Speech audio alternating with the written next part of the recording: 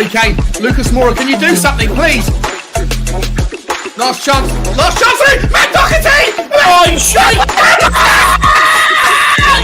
There could be From the dead to the Don't fuck it up now, Go and win it! Let's go Last for chance! Stephen Bergwijn! Stephen Bergwijn's through! Win it, Stephen! Come on! Yes! He's won it! He's gonna win it! Oh my God! Oh my God! We did it!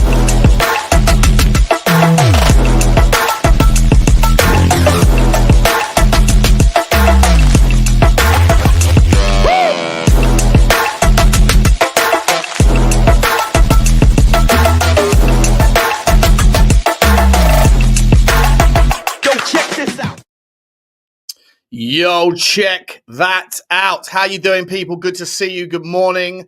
Good morning. It is the 30th of April and the 2025 version of such day. I hope you're all happy and healthy, keeping yourselves out of trouble. It's the penultimate game before game day. How's everybody doing? We got Johnny H3232 from Twitter fame joining us shortly. We got so much to get through. There are stories everywhere this morning. Everywhere. Ladies and gentlemen, I'm not even going to sugarcoat this. We have, the title of the show is the top 3 transfer targets of Tottenham summer 2025. But I could have called it any of the following. Viable replacements for Tottenham's outgoings, potential outgoings in a world where Tottenham don't do the business tomorrow night. And then the following Thursday. And then 2 Thursdays after that. How about this? A Bodo preview. Will Sonny start? We're going to be covering that one as well today. How about these for some links for you, ladies and gentlemen? Jared Bowen. The links aren't just lingering. They're getting into the world of the broadsheets. Do we start to take these things a little bit seriously when they start to get around, I don't know, the broadsheets? I don't know. Do we dare to think about that one, or do we end up with mud on our face?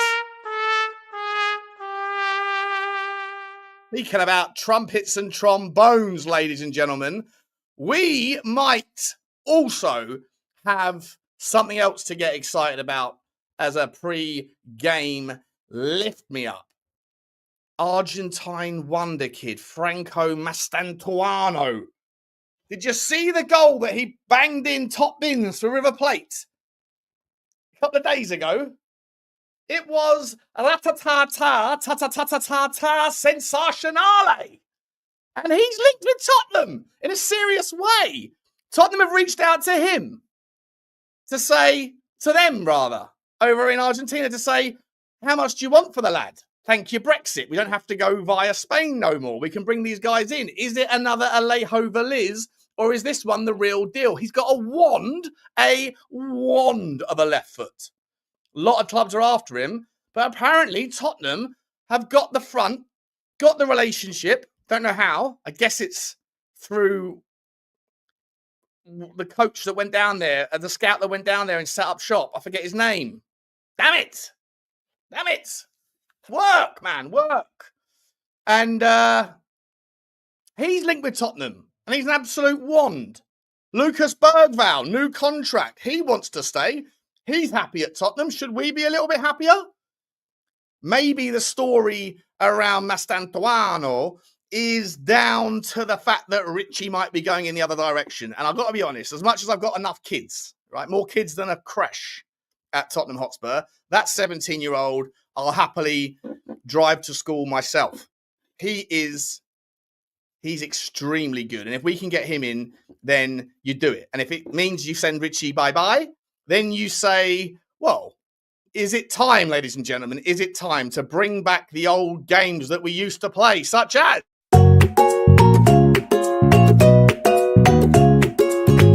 goodbye or goodbye? And is it an and? Goodbye and goodbye, Richie. Who knows? Who knows? Kian Sabes says my father. If you're watching, Dad, shout out to you. And Vicky, I hope everything's doing nicely over in Spain. I hope you are not in the dark. We got many more things to talk about. Jeremy Pino linked. Remember him? Get on the Wino, Jeremy Pino. Looks like Tottenham are not happy with our youth width model. And you know why, guys? You know why? And I'll be bringing all this all up when Johnny gets on, because it's not just a one-way track today. But maybe this is the reason why. Nathan A. Clark put this bad boy out a few days ago. I only saw it last night. Spurs have attempted the most dribbles in the Premier League this season. Also, and it's cut off, but Spurs, and you can't even see the bottom of the tweet because that bloody banner's in the way. Let's get it out of the way. How about that? Spurs have also had the least successful take-on attempts this season. So we do it the most, but we get the least yield from it on a percentage basis. That screams quantity, not quality. And that is why I don't think that the argument that Tottenham have enough wingers and therefore it's not a priority is debatable. It's debatable. And I would argue that it's actually problematic. Let me know your thoughts. Anyway, I thought I'd start like a little bit early just so I could come in and say hello to some people because we've got so much to get through. We've also got, get that thing out of my face. Get it out of my face, bruv. Where are you? Get it out. Go out. Get out. Stop hiding. Go away. I'll deal with this bad boy instead. Ooh. I also wanted to show you this because I feel like once I've seen it, and I put this together, but once I saw it, I went, oh my God. Oh my God.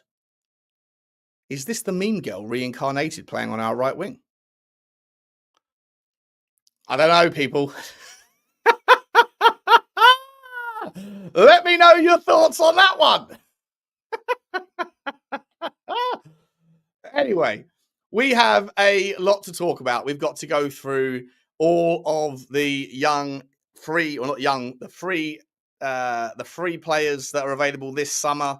Who do you want? Who do you don't want?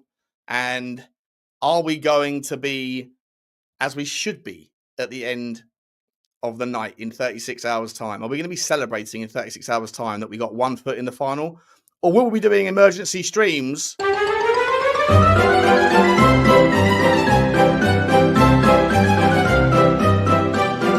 It's the clown show of the week. I really hope not. I really hope not. The stakes couldn't be higher. The stakes couldn't be higher.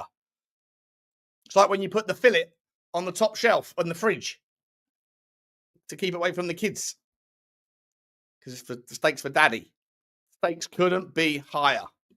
Anyway, let's find out. Sorry about the delay. I said 10:30, then I moved it to 11:15, but I started earlier than that. You know, you give a little, you get a little. Welcome in, guys. Welcome in. We're over on Sean Butler TV as well, and we're on Football Inc. So smash the like button, smash the subscribe. Notification bell buttons must be slapperooed, and drop the comments. Let me know your thoughts on today's show. Bugsy's gone out somewhere else, so we're doing it this way round today. Bugsy gets to walk this afternoon with yours truly. Afternoon time with Sean is sometimes better than morning time, although a little bit more dangerous because I'm usually had a few beers. Anyway, let's see what's going on. Darren Johnson says, I rushed around for 10:30 to find out a delay. Spursy. Sorry, mate. Who we got here? Was it down to Johnny? I hope he's okay. He is okay. Yeah, he's coming on in a minute. He should be here any second. In fact, he's 3 minutes late. He's 3 minutes late, guys. What's going on? Tartan Spurs intro is fire, Sean. Fire! Hope you're keeping well, mate. Thank you, mate. I am. It's hot today, though, isn't it? Bloody hot. What we got? Oh, Bergie, good memories. Bergie, good memories? What does that mean? I don't know what that means. Need some good news? We got some good... Oh, is that the other story? You know, Pete. You know, Stinky Pete. Going at me yesterday for my hair. And my analogies.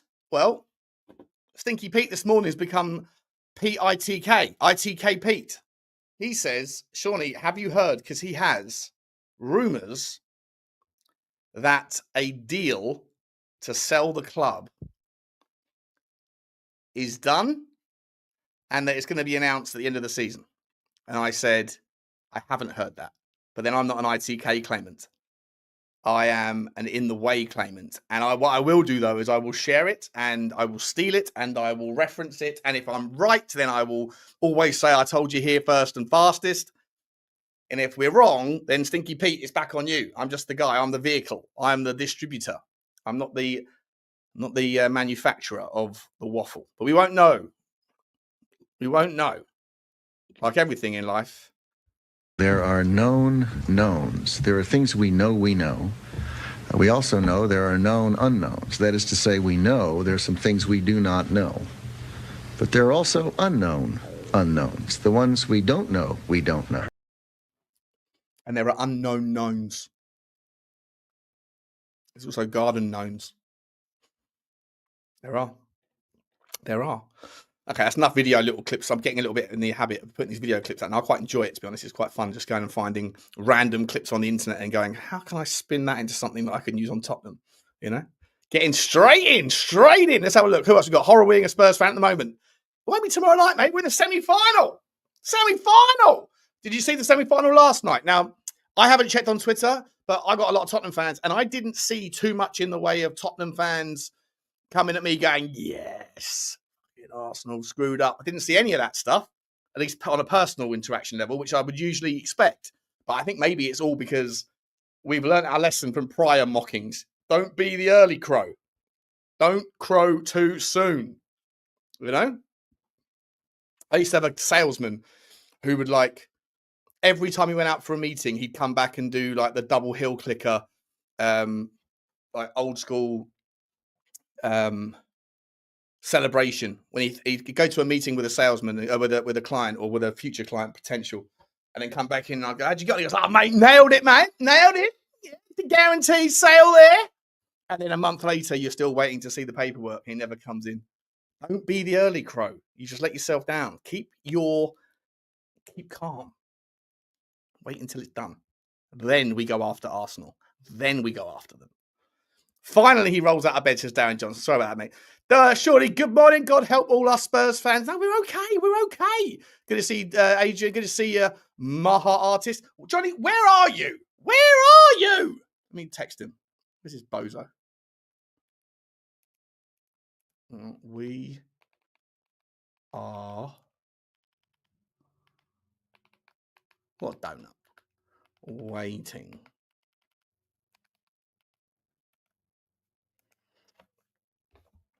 Where is he? Anyway, we've got lots to talk about. It's cause of Cootie. What's cause of Cootie?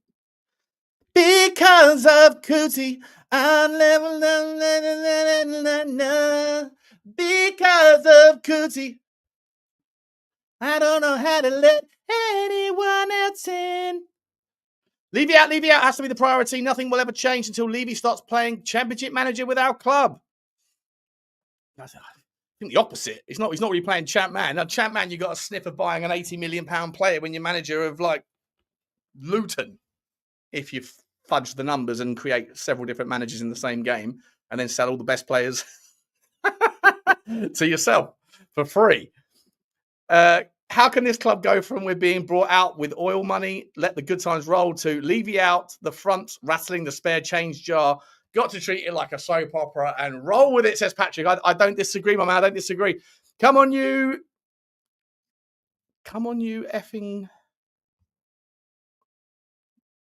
football legend.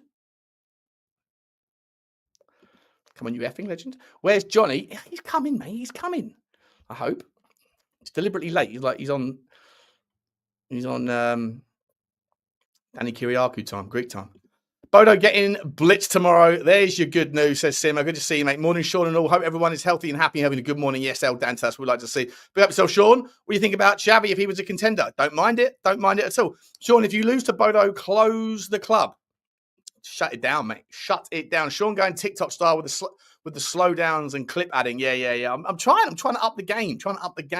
Because, when you don't have much value to add from this, what you have to do is do gimmicks, Gimmick on. There's another group of people that do a lot of that. All aboard the Ange train. Choo-choo, says Milton Nobrega. Hello, good to see you. Good to see you, Tempest. Good to see you. Wow. Good to see you. No Crow as soon as possible. Exactly. Hey, Shawnee, hope all is well. I still think we should sell Richie Son, etc. I think there are wingers out there that won't be expensive but very effective, such as Igor Paschal. I like Igor Paschal. I do. I don't mind him. We did a video on him about January. It was January time. It was January window, wasn't it? We liked it. We liked it. But I think there's a name in the free transfer list that it's a fait accompli, ladies and gentlemen. It's happening. You know it's happening. We're going to talk about it later. Swedish. The Swedish Revolution, the Swedish House Mafia, they're coming to Tottenham. Rooney.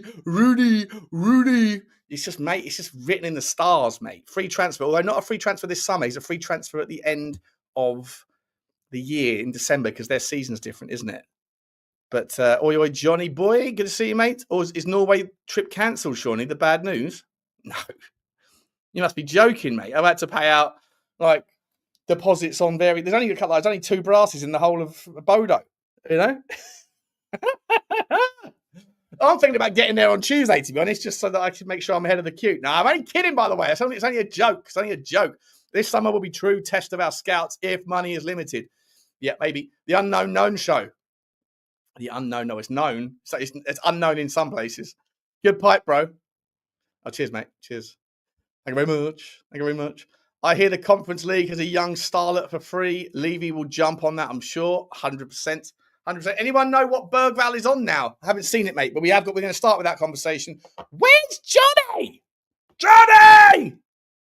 What are we doing here? I'm going to call him. He's ridiculously late. Outrageous. No, we'll wait. We won't wait. We're going to carry on. I wouldn't be shocked if we go in for free every transfer player knowing Levy. How's Bugsy? She's all right, mate. She's out. She's out with the dog walker this morning. So I wanted to get on and do this with you lot. Come on, you effing Lily White. Oh, okay. Like it, Darren. Good to see you. When in is the next conspiracy video? We need to get back to that, don't we? Need to get back to that. How about Sunday? Should we do that on Sunday night? Sunday night conspiracy night? That's what we'll do. Brass of the summer wine. So we're like, Rooney, okay, I haven't watched him so much. If you were to compare him to someone, who would it be? Would he be ready? He'd certainly be, he's like Odebear level, I think. He's 19.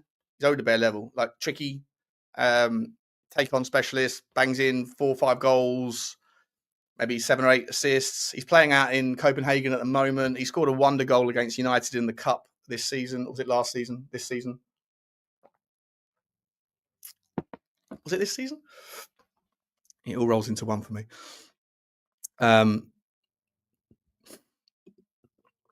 Polish up that UEFA Cup with Brasso.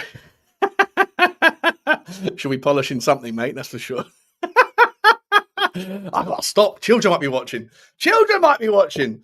Anyway, let's get into... Where do we start today? Let's start with this bad boy.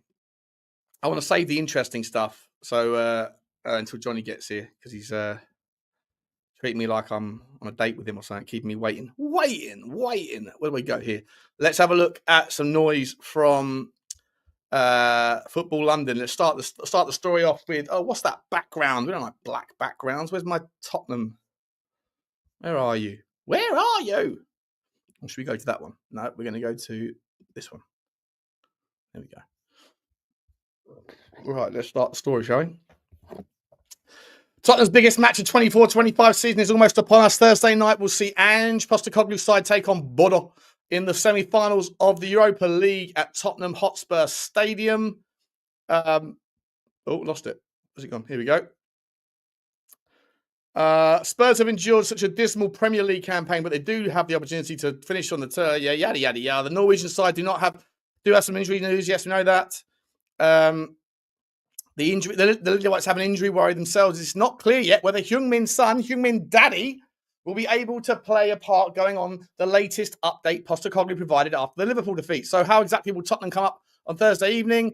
Ali Gold, Tottenham correspondent, says it all boils down to this. Postecoglou has kept most of his players fresh for this game, and those who did start on Sunday were mostly looked after with substitutions either at halftime or around the hour mark. Destiny Doggy and Lucas Bergwell aside. Spurs need to go in for it in this leg and really grab the tie by the scruff of the neck, with the visitors missing a number of their regular starters. The North London outfit, yada, yada, yada.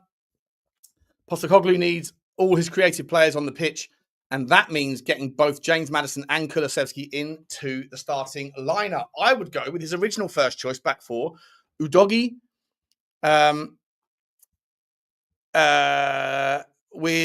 Lucas Bergvall, freshman's contract news, will bring the energy in the centre of the park alongside the completely rested Rodrigo Bentancur up front. If Son Heung-min is available, it's likely to be for a bench role after those recent weeks out.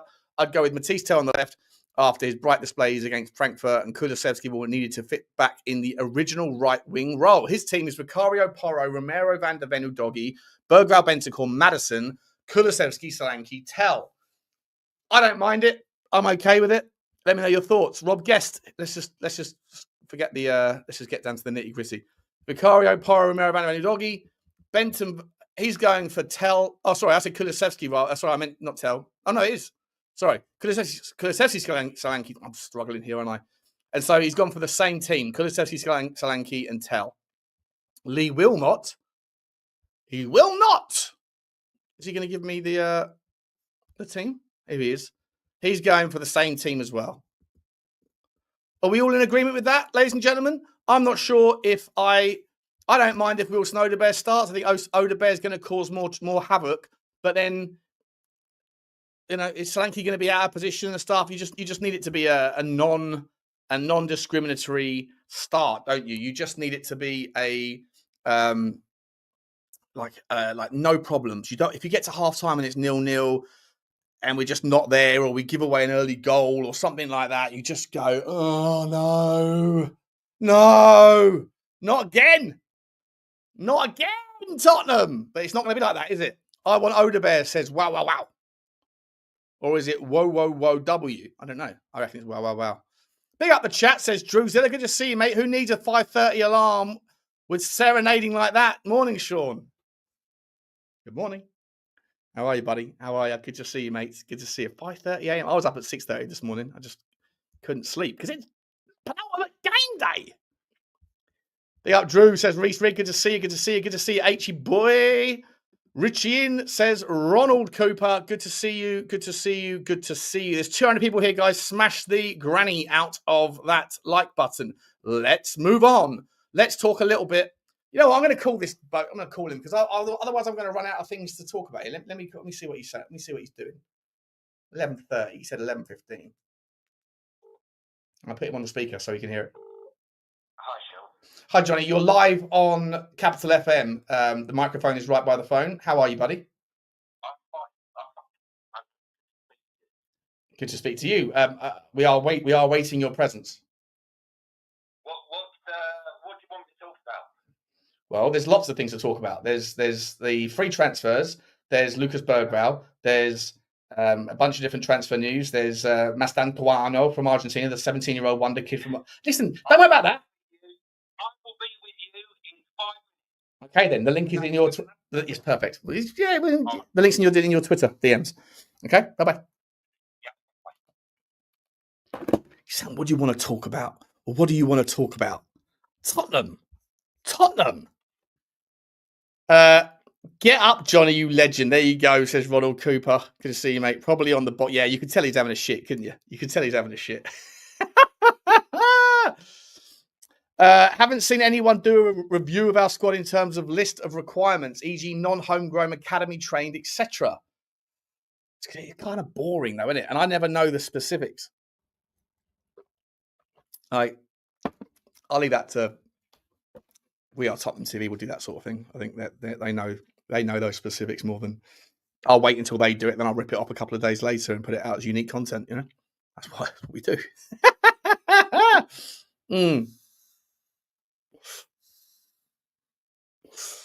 Right.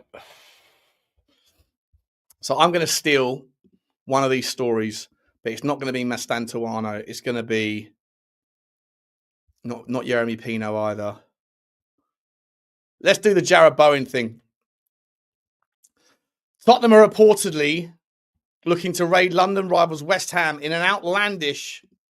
Where's my thing? Where's my? It's all gone. It's all gone. In an outlandish move to sign Jared Bowen in the summer transfer window, despite the fact that Hammers insist the forward is not for sale. The two London rivals have both endured disastrous seasons domestically as they sit 16th and 17th in the table respectively, ahead of facing off at the London Stadium in the Premier League this coming Sunday. Given their struggles this season, a number of top West Ham stars are being tipped to move on to in the summer, with internationals Jared Bowen and Lucas Paquetá. You raid my car with Lucas Paquetá, currently attracting the most attention. Indeed, it's also been reported that if the Hammers are to improve their PSR position, they would need to sell players before they can push ahead with new additions, enhancing the chances of some potentially devastating exits. It's been suggested that Bowen is having doubts about remaining at the club under Graham Potter, who has failed to inspire much of a recovery since replacing Julian Lopetegui in early January. And according to Broadsheet reports, Spurs remain very keen on a deal for the winger and are now weighing up a potential 60 million bar offer for his services. Tottenham are not alone in their pursuit, though, as Liverpool remain major suitors for the 28-year-old, despite one of his biggest fans, former Anfield chief Jurgen Klopp, no longer being at the club. Bowen has scored 10 goals and added 9 assists in 32 appearances in all competitions this season. Not bad, is it? That's a nice little distribution for a winger, 10 and 9. But he's just what he'd offer. He's just a brilliant player. He's a brute force attacker. I love him. With his numbers currently down on the previous campaign, to that end, Hammers could still decide to cash in on his value while it's still being very high, despite their insistence on keeping him. As for Spurs' interest in Bowen, they are likely to need to be one of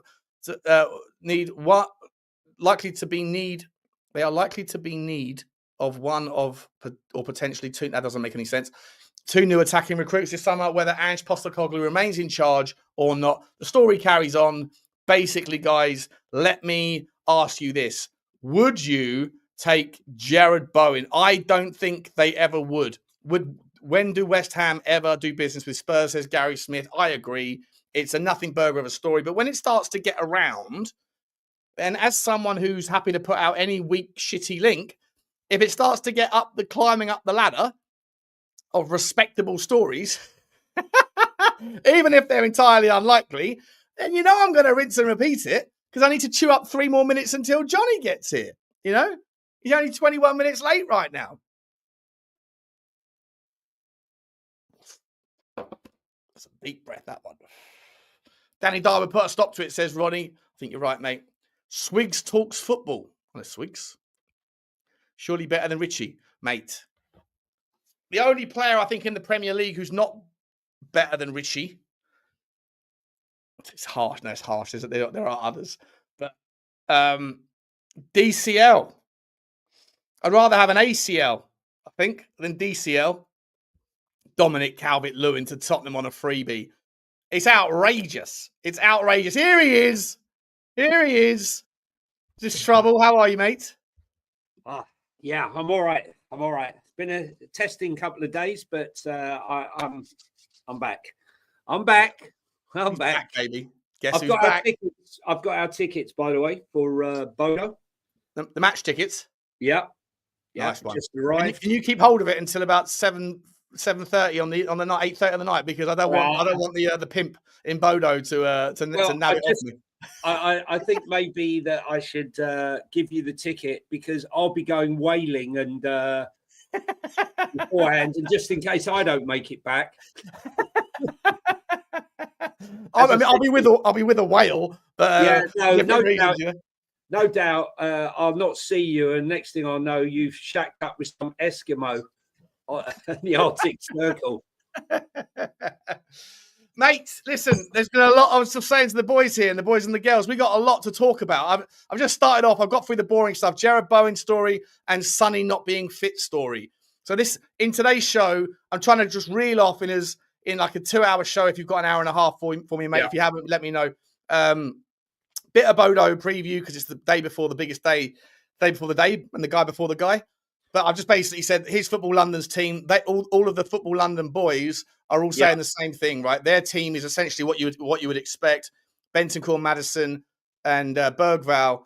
But they're putting Kulusevski on the right rather than Odebear. That's essentially the only 50-50, and then the other 50-50 is Sonny's not. We're not sure if he's fit, but if he is fit, he'll be on the bench. So Tell will start. Do you think that Decky will start on the right, or do you think Well, Odebesh should get it? I was questioning, to be honest with you, whether or not. Oh, You've gone a I've bit gone Smurfy. I've gone all shade of blue there. What? Yeah. You were a ghost last time, and now you're a Smurf. What's going on? I've gone distinctly blue. I actually wonder whether or not Decky, there's more effort that needs to be on the wide, playing on that right hand side, than there is playing in the middle. I've got to be honest with you, because of all the defensive duties he's going to have covering back for Porro. So I'm not sure that is the most sensible thing. Personally, I think. Look, let's be truthful here, right? And you know, I was worried about Spurs' performance week in, week out as anyone else, but we are going to smash them tomorrow, right? Their captain's out, the creative midfielder and captain, all the set pieces, free kicks, corners, he takes them. The guy who plays alongside him, he's out. The striker and the guy who scores all the goals, he's out. The two centre-backs got injured and are very doubtful for the game. And the right back. And he went off in a protected boot. So even with a full team, we would be expected to beat them at home. Obviously, the plastic pitch and all the rest of it. But I can't see us losing to them, whoever we play. So personally, I'd be putting Kulu in the middle of the park and bringing Odegaard on the flank there. What's he resting them for? There's no reason to rest any of the players. Absolutely none now. You know, what are we resting them? Are we in the Club World Championships? No. So No, he's not. I mean, there's no resting. It's just a case of picking your. Look, I mean, let's be entirely honest. We have had, regardless of how bad Ange's as a manager, we have had a shocking season for injuries. It didn't get any better when the players got back. But in terms of what you want, the Europa League, you want to have your squad fit for the business end of the season if there's still business to play for. And thankfully, we have basically got, with the exception of Dragusin and a 50-50 on Sonny, we've basically got full strength, fully fit, fully rested, no excuses. There's absolutely no excuses, especially when they're half strength. It's the opposition.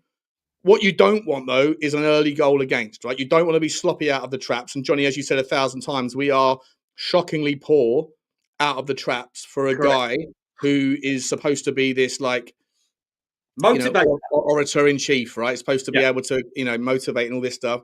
And then we come out half asleep. If we concede a goal like tomorrow night early, like Arsenal did last night, there's problems then, isn't there? That suddenly the crowd, because I think the crowd will forget all of the problems as long as we come out of the trap starting and we start hammering them down, even if we don't get a goal in the first 5-10 minutes. If it's 0-0 at half time, it's squeaky bum time. People are they're going to get restlessness, right, in the crowd. But you get an early goal inside 20, brilliant, right? Everyone can have a little sigh of relief, enjoy the game, go for 2, go for 3, go for 4, put it to bed. Concede early, Johnny, like Arsenal did last night. And I don't know if you saw the Arsenal reaction. Lee Judges on AFTV was so funny. Robbie was winding him up. If you guys haven't seen Lee Judge's interview, I love Lee. He's so funny the way he sees red when someone challenges him, and he's hilarious. But it's all about not conceding early and get 1-0 at half time. And would you take 1-0 at half time?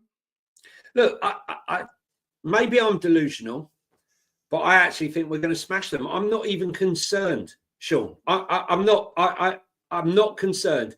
I obviously in the second leg, with their captain and creative midfielder back and their striker back, obviously that's going to offer us different challenges on that plastic pitch. But listen, I watched the interview of Ange Postecoglou after he'd been beaten 3-1 at home by Bodo Glimt. And honestly, all you needed to do was swap the outfit. It's the same old, same old. Nothing's changed.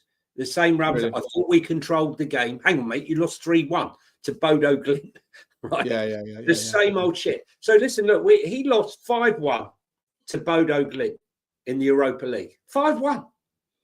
5-1. you would hope that would mean that he's he doesn't seem to learn from his mistakes at all. Well, you know, no, Liverpool. Wolves. You'd think you could put the Liverpool FA Cup, Carabao Cup semi-final second leg on a split screen, and what happened on Sunday on the other split screen, and it would be difficult to pick the two games apart. Well, also no lessons learned. Both sides walked through our midfield. Score lines weren't that dissimilar. When they scored, how they scored, who scored, all of those things were very, very similar. And that was 3 months ago. I know that the stakes were different, but we haven't learned anything.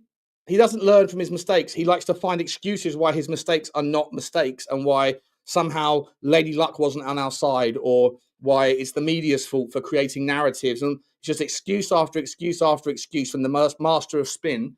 But that's what I mean, mate. He probably hasn't learned a thing from the Celtic experience. Nothing. He should have been a politician. He should have been a politician rather than a football manager. He reminds me a bit of the. Do you remember that Little Britain sketch when the MP was stood outside with his family? He said, "I'd like to do my press statement, and I'd like to say I was in the men's toilets when I accidentally slipped and landed on this young gentleman." I mean, I won't go on with the whole sketch, but it's hysterical, right? But the thing is the guy's completely and utterly in denial with his comments. I mean, look at the Gary O'Neill thing in his first season.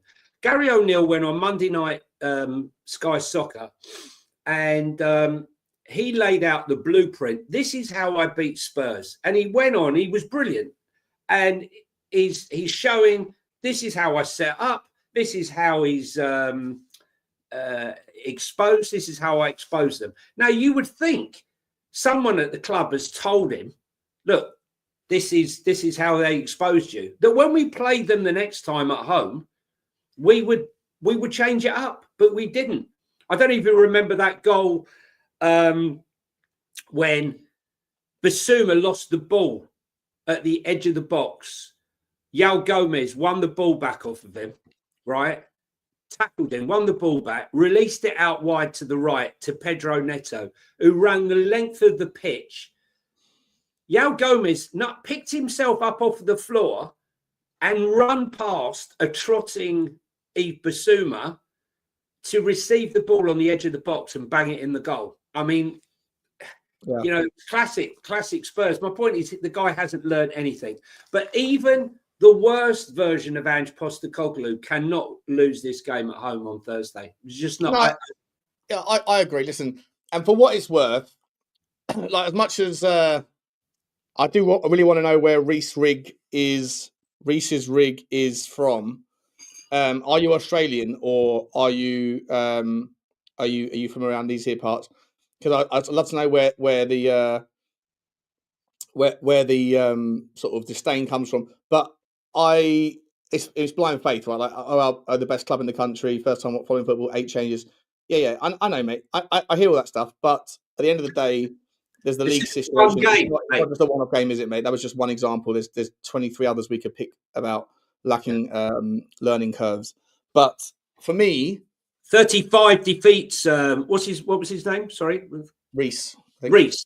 There's been 35 defeats since November the 5th, 2023, when we were top of the league.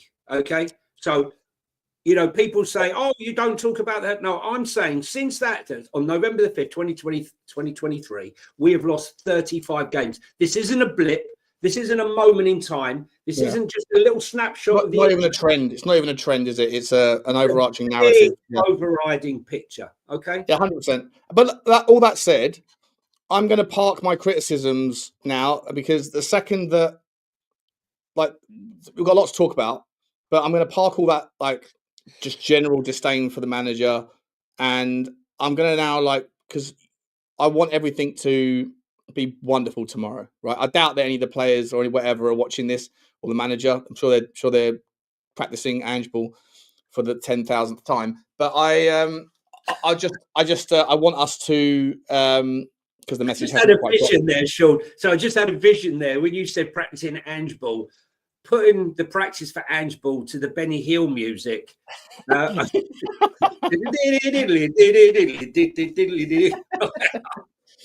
the way, it's not just Ange that gets the criticism, mate. The season's been shitty, and anyone who wants to say that you can't, you have to overlook that because we might lift the trophy. Now, the two things can be true at the same time. The league form is the league form. The cup form has been better, but we'll see what happens. But tomorrow, there's not going to be any negativity from me. I'm 1,000,000% behind the team, and I know everyone else will be at the stadium, and everyone else around the world who's watching will be as well.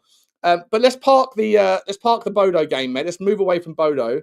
And let's focus on some of these other stories. Because I put out a tweet last night, and I want to get your take on it. I haven't had a chance to yet. We've got a lot of transfer and some new names and some old names to get through, but there's some interesting ones. Yeremy Pino, really interesting player. Mastantuono from Argentina, mate, incredible talent, left wand. And Tottenham, you probably didn't see the intro, but Tottenham are ahead of a long, long line of suitors for this 17-year-old. He put in an absolute worldy free kick. And this kid is he's a right winger. He's 17, but he's very strong. He's quick. He's fast. He's thought of down in Argentina as being the next thing. Now, I know you've got the whole Alejo Veliz experience and that to reflect on, what's the transition like, the acclimation process. Can I just say about Alejo? Can I just say, I think, when you bring a player over from Argentina at a very young age or from any faraway place, it's so important that you have a support network in place. Yeah. And, I think apparently, I don't know if this is true or not, but apparently his dad is unwell, so he has to stay in Argentina, and his mum pops back and forth. I don't know if I haven't been able to verify that, but so he isn't really here with his whole family around him all the time, in Spain now. Yeah. And it's this personal things that make life difficult, right? So correct, because listen, quite often it's the off-field activities, whether activities or incidents that happen in your life, tragedy or what have you, that can, set you back and take you off track. There's a whole list of players, the Josh Onomars, who were meant to be the next big thing, who just got distracted by things. And I remember our nutter from Argentina, he lost his brother, didn't he? He's talking about Ozzy? No. Who's our tough tackling midfielder? Rabona. Oh, Lamela. Yeah, right. Sorry, yeah. Lamela's, well, he didn't die, but he had a serious accident and became paralysed. And that was a tragedy, coupled at the same time with him having a serious hip injury, which they said he might not ever play again. And, to come back from that, you need mental fortitude.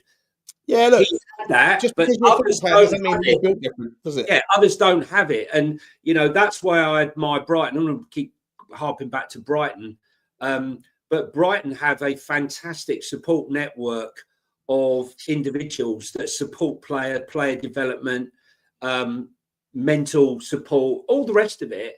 And these things might seem trivial, but they play a major part in the development and sustainability of a player. It's especially if you're going after young players from overseas and Correct. You're doing the multi-club ownership model. Correct. Speaking of Brighton, mate, it's a lovely little transition, lovely little segue for us. So I put this tweet out last night.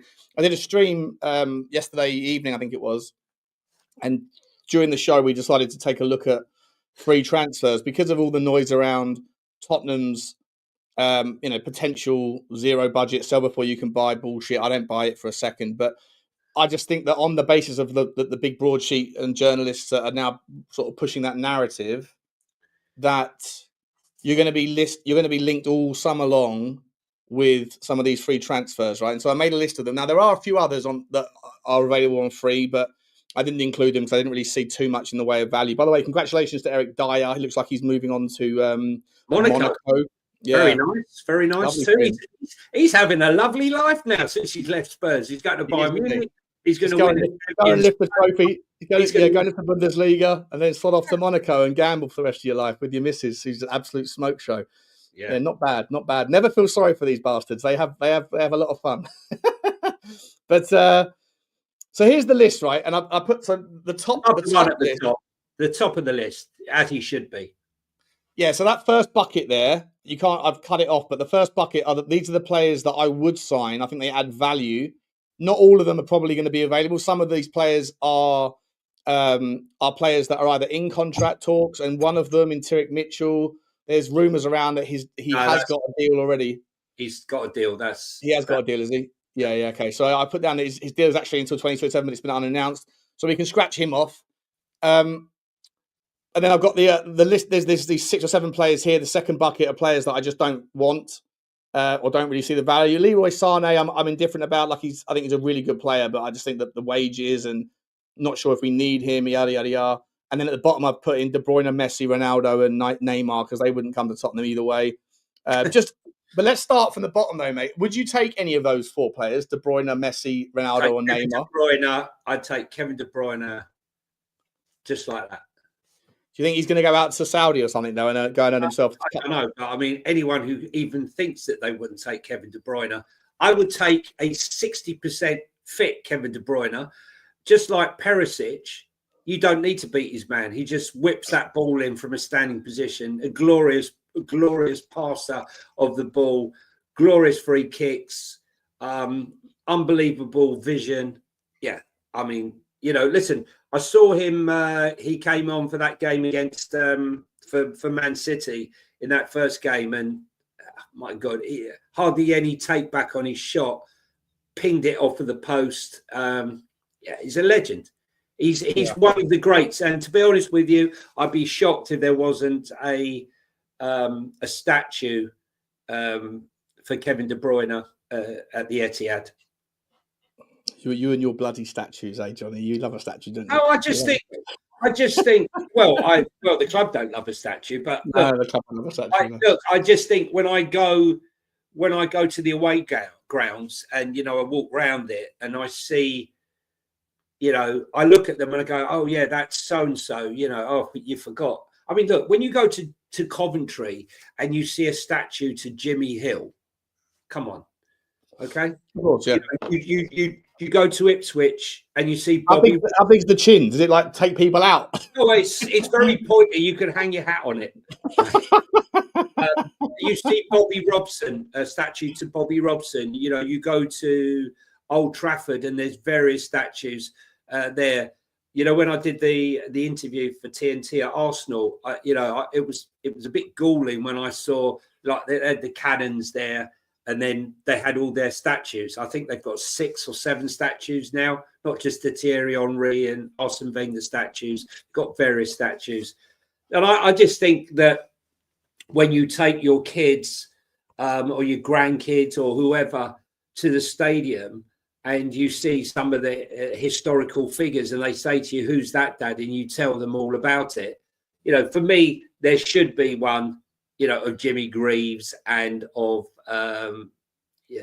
Bill Nick and maybe Arthur Rowe and probably Tutt, Walter Tutt, the first black man to ever play for the club back in. Yeah. I remember. Do you know what? I don't disagree with you, by the way. It's a small thing. Tiny thing. It would help win over some of the fan base who might feel a certain way about the ownership and the board, but that their opinion is not just about the lack of trophies, like yours isn't, right? It's also about these little incidentals, and doing those small things can go a long way to win those sorts of hearts and minds back across. And you know what? I think there's actually added value because for all those Beyonce fans that come to Tottenham, for all those NFL fans that come to Tottenham, for all those rugby fans that come to Tottenham that haven't picked a Premier League football club and maybe don't even like football, when they come to the stadium to see the history of the club immortalized via statues, I don't think that in any way takes away from the multi-purpose arena. I think it enhances the unknown knowns, if you like to. I keep using this thing at the moment, but it enhances that. Like when people don't know, they start to know. Look, this club does have history. It's not just a shiny stadium that's used for a bunch of different things. Actually, no, there's a football club that plays here. You go in there to watch Beyonce. And you go, who's this guy here? Well, hang on a minute. Bill Nicholson. He won. Right. So when they go home that night, and I said, oh, Bill, yeah. Oh, I know him. I saw that. Yeah, you never know, right? You never know someone who comes over for the I don't know, the Tampa Bay Buccaneers versus the Green Bay Packers game. Right. They go home and go, what was the name, Dad? What was the name of that person that was in the statue?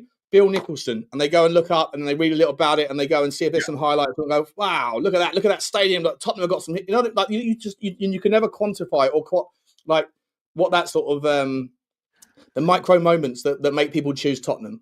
Well, look at also. I know I'm digressing slightly here, but the fact that Spurs were looking to get naming rights, but have actually found that not having naming rights has been far better for the brand, because the fight at the Tottenham Hotspur Stadium, that was shown all around the world. That fight, okay, the stadium, the name came up when they play Madden football. Which is, if you don't know Madden, it's the NFL version of FIFA football. You can play at the Tottenham Hotspur Stadium. And that's how, when I speak to people who message me sometimes, I ask them, how did you come to support Spurs? They said, I never had a team, but I play Madden, right? And it's only in the last, say, 4 or 5 years that we've had the NFL that these guys have started supporting the club. And that's the club they picked because of that. We all have different reasons. The majority of reasons we start supporting a club is due to heritage, our fathers or our mothers. Or heritage or location is the main reason, right? Yeah. But in this day and age, mate, the world's a small place. So, like, why you pick your team, there's nothing stopping you. Back when you were a kid, when I was a kid, the internet didn't exist. You weren't the only reason you'd pick Man United, or like, you weren't going to grow up and pick Hull, right? If you lived in Surrey or London or Essex or whatever, because the reason why you pick a team outside of your direct family's network or because of your direct location is because of success. If you were a glory hunter, right? How many Korean fans did we have 7 years ago? Yeah, not as many as we have now. Yeah, for sure. Yeah, will they still be here? Are they a fickle bunch, or will they? I think they'll always have a soft spot on their heart. 20%. Yeah, if when Sonny retires, how many of those fans will we truly retain? Well, I don't know. Who knows, right? I've got no idea. But at the end of the day, they came for Sonny, but some of them will stay for Tottenham, right? Because along the way, they've fallen in love. We'll retain some of them, for sure. Yeah, 100%. Let's get back to this thing. So we're going to talk off the bottom 4, right? And then the next list, I see someone in the comments saying I'm missing some people off of the list. There are others, and I'll bring up. You know what? I'll just do it that way. Actually, it might be easier. There are a few others. Let me get this. Share my screen. I'll just go via Transfer Market. I'll give them the credit because it is actually their bad boy. So this is in like valuation order. I've chalked most of these off, right? We're not going to get. Thiago Fernandez. I don't know enough about him. I've never heard of Vélez Sarsfield in Argentina. I think that is, so I don't know anything about him. Akram, a thief. We discussed him last night. One of the guys. A thief? Did you say? Akram, a thief. Yeah, I thought they get their hands chopped off if they're a thief in Qatar. Is the screen on the? Is it on the screen? Oh, so it's not on the screen yet. Yeah, he wants to be careful. That guy's a thief. Chop his hands off. Abdel Akbar, again, not too familiar, but I've kind of chalked him off. Lacazette, no, don't want him. Obviously, Arsenal, ugh. Jorginho, Arsenal, ugh. Abdoulaye Doucouré, Everton player. I actually quite like him, but I don't think he's what we need. Johnny, any thoughts on a Doucouré? We don't need a 32-year-old midfielder who won't have the legs for much longer. No. Yeah, exactly. Eric Von Dyer. Eric Von Dyer's going out to Monaco. Good luck to him. Ben Eric Davies is our own player already. Yeah. Serge Reguilon's our own player. Mandeva from Atletico Madrid is a left back. We're not signing a 31-year-old left back, and I think he's even getting. He might have already agreed a deal to go to Zaragoza or something. I'm not sure. I think I remember reading about that a couple of weeks ago. Xavi Pueda, I don't know enough about him. Do you know about Puedo? Nope. Yeah, not familiar. Caleb Wiley, don't know anything about him. Well, I know everything about this next guy. Yeah, this is the one. This is the one that I put on the thumbnail, mate. 19 years old. We've been linked with him forever. He's not actually out of contract until December because their season finishes differently. Yeah, But that's so, that's going to be something that name is going to be linked with Tottenham all summer long, isn't it? I'm quite close to this one. So so He's basically, of course, he's CAA base, isn't he? That's right. Yeah. So I Well, if you don't want to talk about it, we'll move on. no. But I would What I would say is he was dropped just beforehand. He had attitude problem. He's a very, very talented player. He was involved in Copenhagen's Champions League run last season, and then he had a serious injury, of which he's just coming back from. Now, I think this is the type of player that, unless he gets minutes between now and the end of the season, won't go. And if he does go, he's likely, I would have thought, to be something that would be done in the January transfer window, potentially. next January, or unless someone wants to make a £5 million. like to take a punt on him. Listen, there's no doubt he's got really good talent, right? I mean, he really is good. I mean, if you've seen him play, and he was on Spurs' radar, but again, he fits into the age group, he fits into the price group, and he fits into the talent group. So he ticks all three boxes, to be truthful. So I would. These are his stats. I can't show you the detailed player specific. He's Swedish though. Although he's Copenhagen, he's Swedish. He's a Swedish player. Another Swedish. Minutes, mate. Yeah, he's only played 5 matches this season. I know the season's only just begun, hasn't it? 2 starts out of 5. Yeah, 229 minutes. He's been injured. Not really playing a lot. No, he's coming back from a serious injury. So, but luckily the injury's at 19 and the body is much stronger at recouping. And the highest is at 2022. What was the peak there of that one? No, the peak of his value. 9 million. 23, yeah. So that's about right. Yeah. Mate, can you someone's at my door, I think it's Amazon, with some stuff. I'll be back in 1 second, okay? Yeah, okay, no problem. Let me how long can I talk about? I'll bring back the list. Hang on. How much longer can I talk about him? Bring me up the rest of the list. And as I said, he's Swedish. Had we signed Gyökeres instead of Solanke, who scored his first outfield goal since January the 4th, I think we could have had a whole Swedish contingent there with Gyökeres and Rudy Badaj and Kulu and Bergvall. We could have been fielding half of the Swedish national team. Then what else has he got on there? Koke, no, can't have anyone who's partakes. Victor Lindelof, he's actually not a terrible defender. I mean, he's not coming to Tottenham, is he? You're not going to have him. Traore, I mean, listen, if he had end products, he'd be worth absolute fortunes. Not for me. I'd imagine he'll go out to Saudi, won't he? Yes, probably, and do very well. Nelson Semedo, again, another good Portuguese player, but not really. I think he's going back to Portugal, from what I've read. Yeah, and he'll have a good career there. Or, even in Italy, you can play out in Italy probably to about 36, 37 quite comfortably. And that's about it on that list, is it not? Yeah, but I mean, that Walter guy is not coming in. Fella. Yeah, Tariq Lamptey, who's in that list there. I mean, here's another one who has immense pace, has lots of talent, but he can't seem to string a whole series of games together before getting injured. Mate, he's not good enough. He's 5'3". You'll get murdered at the back post against teams. He's those shoes you see on Instagram. I was 5'6", but I bought these trainers and now I'm 5'8". Right? I think he wears them in his boots because I'm sure he's actually smaller than that. But mate, he's not for me. Marco Verratti, he went to Saudi. He's a good little shit. He's a good player. He was a good player, but we're not going to sign him. Ronaldo. I mean, Callum Wilson. Like for me, Callum Wilson. He's obviously 33 years old now. I like Callum Wilson, but he's injury prone and he's old, so he's not coming to Tottenham. I like Josh Brownhill, by the way, good player, but I will be amazed if he doesn't re-sign for Burnley. Yeah, he scored against us, didn't he, last season? Yeah, I mean, I had 5-1 game. A cheap option in my fantasy football team a couple of years ago.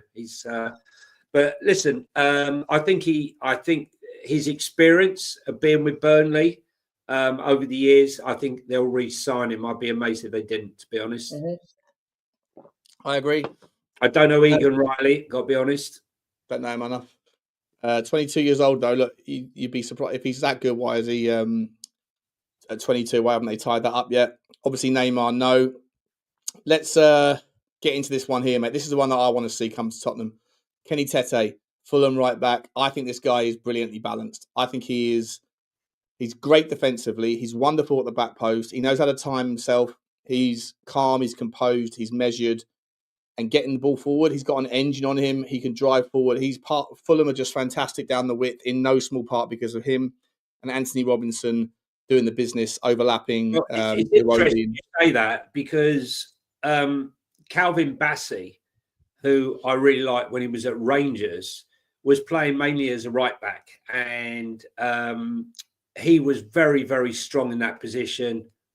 You've seen his runs, the runs he made at that period. And I would have liked him to have come to Spurs. He then went to Ajax and it really didn't work for him.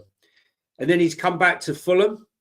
And I was quite surprised with the pace he's got and the strength that he's got. But Marco Silva's pushed him into right centre-back. And he's been very good there, really good there. But you still see him sometimes make these runs into the box. And he's a real powerhouse. And I think what he's done by moving him into the right centre-back position, he gives mobility on that right-hand side with Kenny Tete. And gives him the assurances to be able to get forward, knowing that he can cover at the back. Yeah, the two of them together, have done very well. So I wonder how much of Kenny Tete's game is the support of Calvin Bassey. Yeah, no, I don't hate that take at all. And he's 29, so he's not getting any younger. I just look at him and think, look, this is all like, first and foremost, the purpose of this is about like getting yourself prepared for various links, right? Like that are going to come this summer. But for me, Kenny Tete depends what you want to do, right? If Pedro Porro is going to stay, then you need a wing back a fullback of some variety, and we don't have any fullbacks. We have wing backs. Jed Spence, you could argue, is a fullback, but Udogie and Porro are wing backs playing in a fullback system. Kenny Tete has the balance to his system, to his play, to his craft. He's experienced. I don't know if Tottenham would want to go in that direction. There's another one coming up in a minute we'll talk about as well. There's actually two others, but the idea for me would be that if you need someone, now you can obviously go in a different direction with this fella here. Look, can we just go back down a second? Just back down, because we have spoken to the guy in the middle there, Carl Walker-Peters. Well, yeah, but the only value for me on him is he's homegrown and club trained, right? Yeah, he would be happy to come to the club, sit on the bench, be part of it all, and get the odd game time, right? Okay. Whereas a lot of players wouldn't be. I think he would be happy with that. But I would rather have Ola Aina, right? Without any doubt, personally. Over Carl Walker-Peters or over all three of them? No, over Carl Walker-Peters. Who was the other one? Yeah.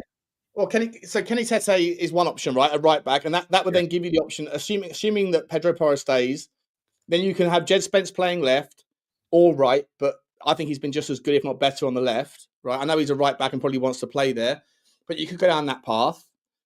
Aina's been superb for Forest this season. Yeah, I don't mind him. I don't mind him. I just think that for me, this one might be the better option. We talk about the likes of Boscagli. Boscagli. But he's more of a centre back, surely, isn't he? Hang on, have a look at his positional play. See if I can get it up. Pause. Look at this. This guy can play everywhere. He can play everywhere. He can play Yeah, centre back. scroll down a bit, and let's look at his. Keep going down. No, down. Hang on, I'm trying to. Yeah, keep going. Right, so position. I want to see how many games he's played in each position because Yeah, he's mainly a centre back, but he's left-footed, left-sided. Yeah, hang on, I'm going to get it up for us now. I'm going to show you. I don't need to do that. Here we go. Detailed performance data. Right, but his passing range is incredible. He's a wonderful part. Are we opening up here? What are we doing? The internet's what? Here we go. Okay. He's won titles, right? I just want to see how many he's played in each position because. Okay. There you go. Just scroll down. Hang on. It's just waiting. for it to load. I think you haven't clicked show. Yeah, I have. It's I can see the things. Here we go. Oh, here we go. Okay. Keep scrolling. It should be down. He played 110 games. That's what I'm saying to you, right? So don't get distracted on the. He can play everywhere because he could have played once or twice there, and it would still register. So I hear you. But he's a ball playing progressive centre back. His passing range is insane. He's left-sided. I'm not doubting him as a set. No, let me just clarify here. I'm not doubting his ability as a centre back at all. I'm just saying, I would prefer. But for me, I know he's not free, but I'm in for a Hincape, right? From of course, yeah. For Bayer Leverkusen, who is a just as good as a left back as he is as a left centre back. So that's what I'm saying. Or David Hansko or whatever. Right? There's lot. Yeah, of course. I'm just saying of the three options, I don't mind him because he can come in and be a versatile player. The most expensive. He's the most expensive and therefore the most unlikely because of that. Of those options, yes. Obviously, we know Terry Mitchell's obviously not going to be here, right? He's staying at Palace. As we go up the list now, though, right? I think Frankie Guissa, he's a central midfielder. And he is just a class bosser, right? He's an absolute beast of a player. There's rumours that he's still negotiating a contract, but there's arguments around certain things. This guy can play. He's a central midfield, box to box. He's a beast, an absolute warrior, and he's got a finish on him. He's got a goal in him. He's just a big, strong tackler, wonderful player.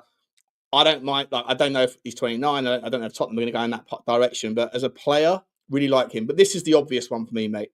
Like if we're in a world where we are sell before you can buy, and this is the whole point of this show, we're playing the kind of hypothetical as if. Then to me, if you were to sell Romero for 60 million quid, of which, by the way, the story out today is that, and it's coming from a decent journalist, that Atletico Madrid have put in their first official formal offer of £47 million. Maybe it's 47 million euros. I've got the article somewhere. We paid for him. Yeah, let me see if I can find the article.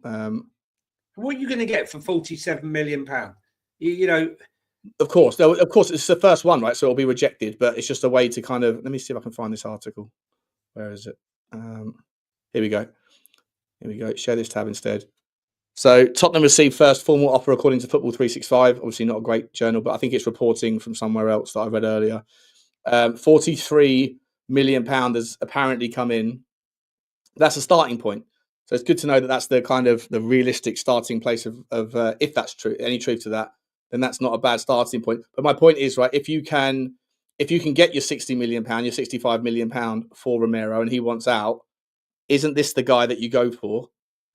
Right, rather than, I don't think that Mark Gahey is going to come to Tottenham if Newcastle United are interested. I think Newcastle United are a bigger draw than Tottenham at the moment, unless Gahey prioritises London life over moving away because he's settled here, has a family, or whatever. I don't know the specifics, but there's very few other kind of value proposition metrics that you can lean into, where if Newcastle and Tottenham can both agree a deal with Crystal Palace at whatever price point, 65 million, just for argument's sake, I don't really know how you pitch Tottenham and win versus the Newcastle pitch, because only if he wants to remain in. Listen, don't discount the wife, the girlfriend.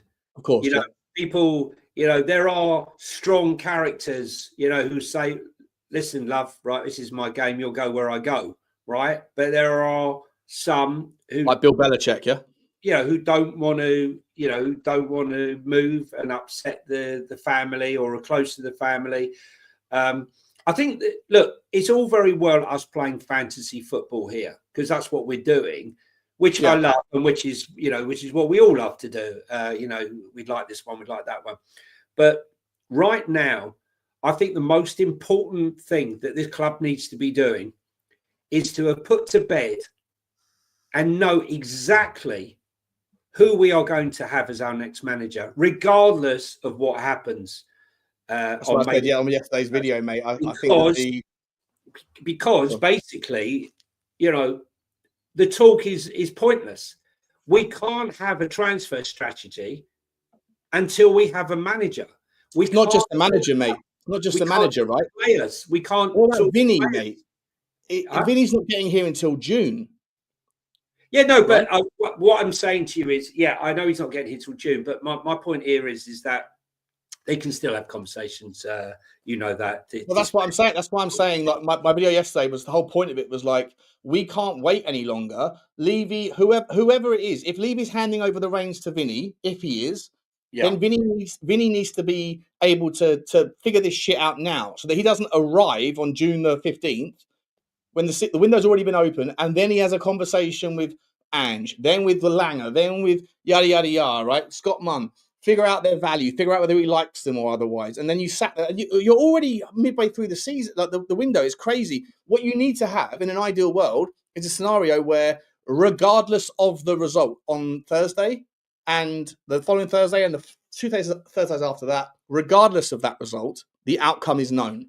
And if you have that opinion, then you can make arrangements now so that you don't tell Ange. Right, you don't give him a reason to sulk or whatever, or to lose interest. But in an ideal world, you want to know these things before.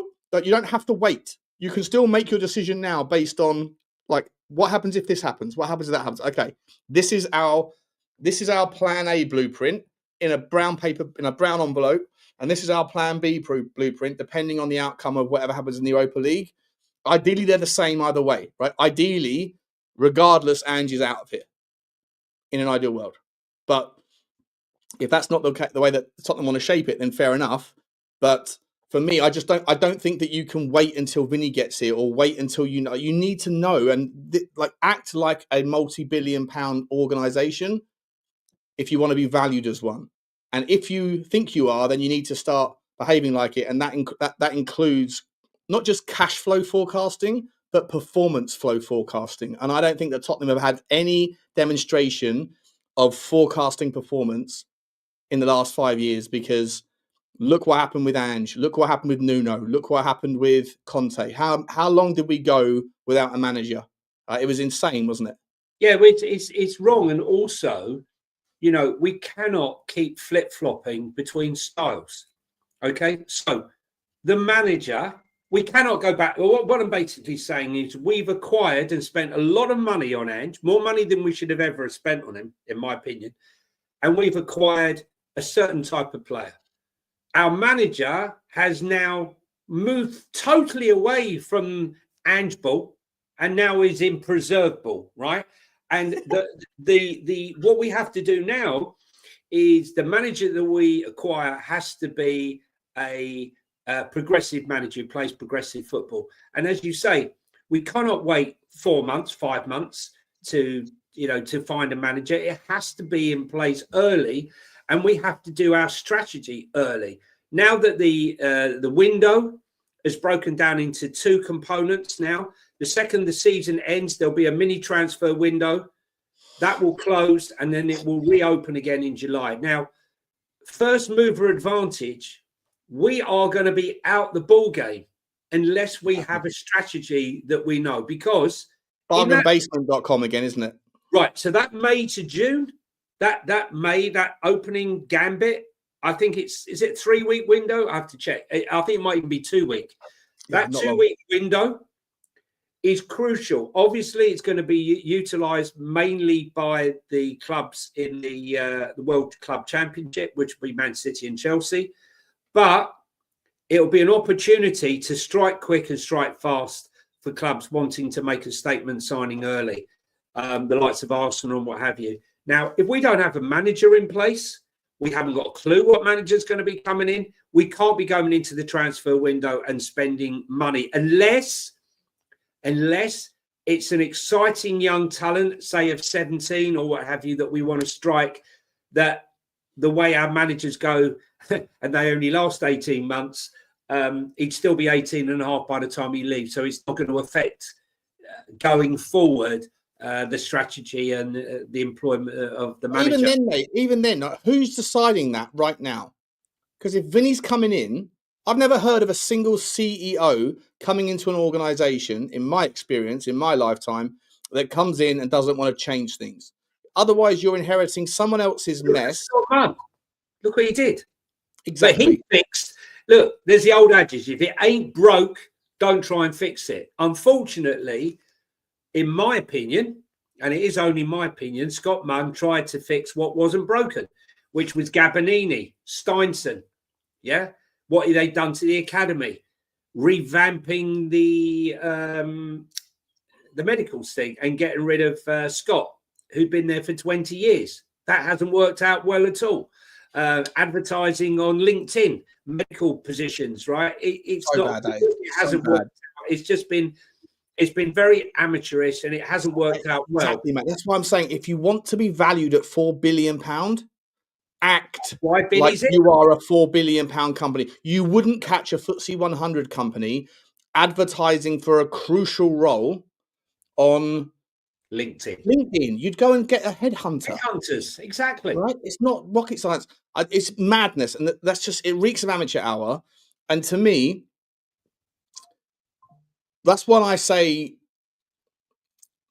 Vinny's going to come in and wants to have his way. Right, if he's overseeing football as well as just the commercial side of football, assuming that he is, and assuming that Scott Munn's done, then if Vinny's intention is to come in and bring in a new director of football and a new chief officer, whatever, to replace, or is he the replacement of Scott Munn? If that's the case, we don't know, right?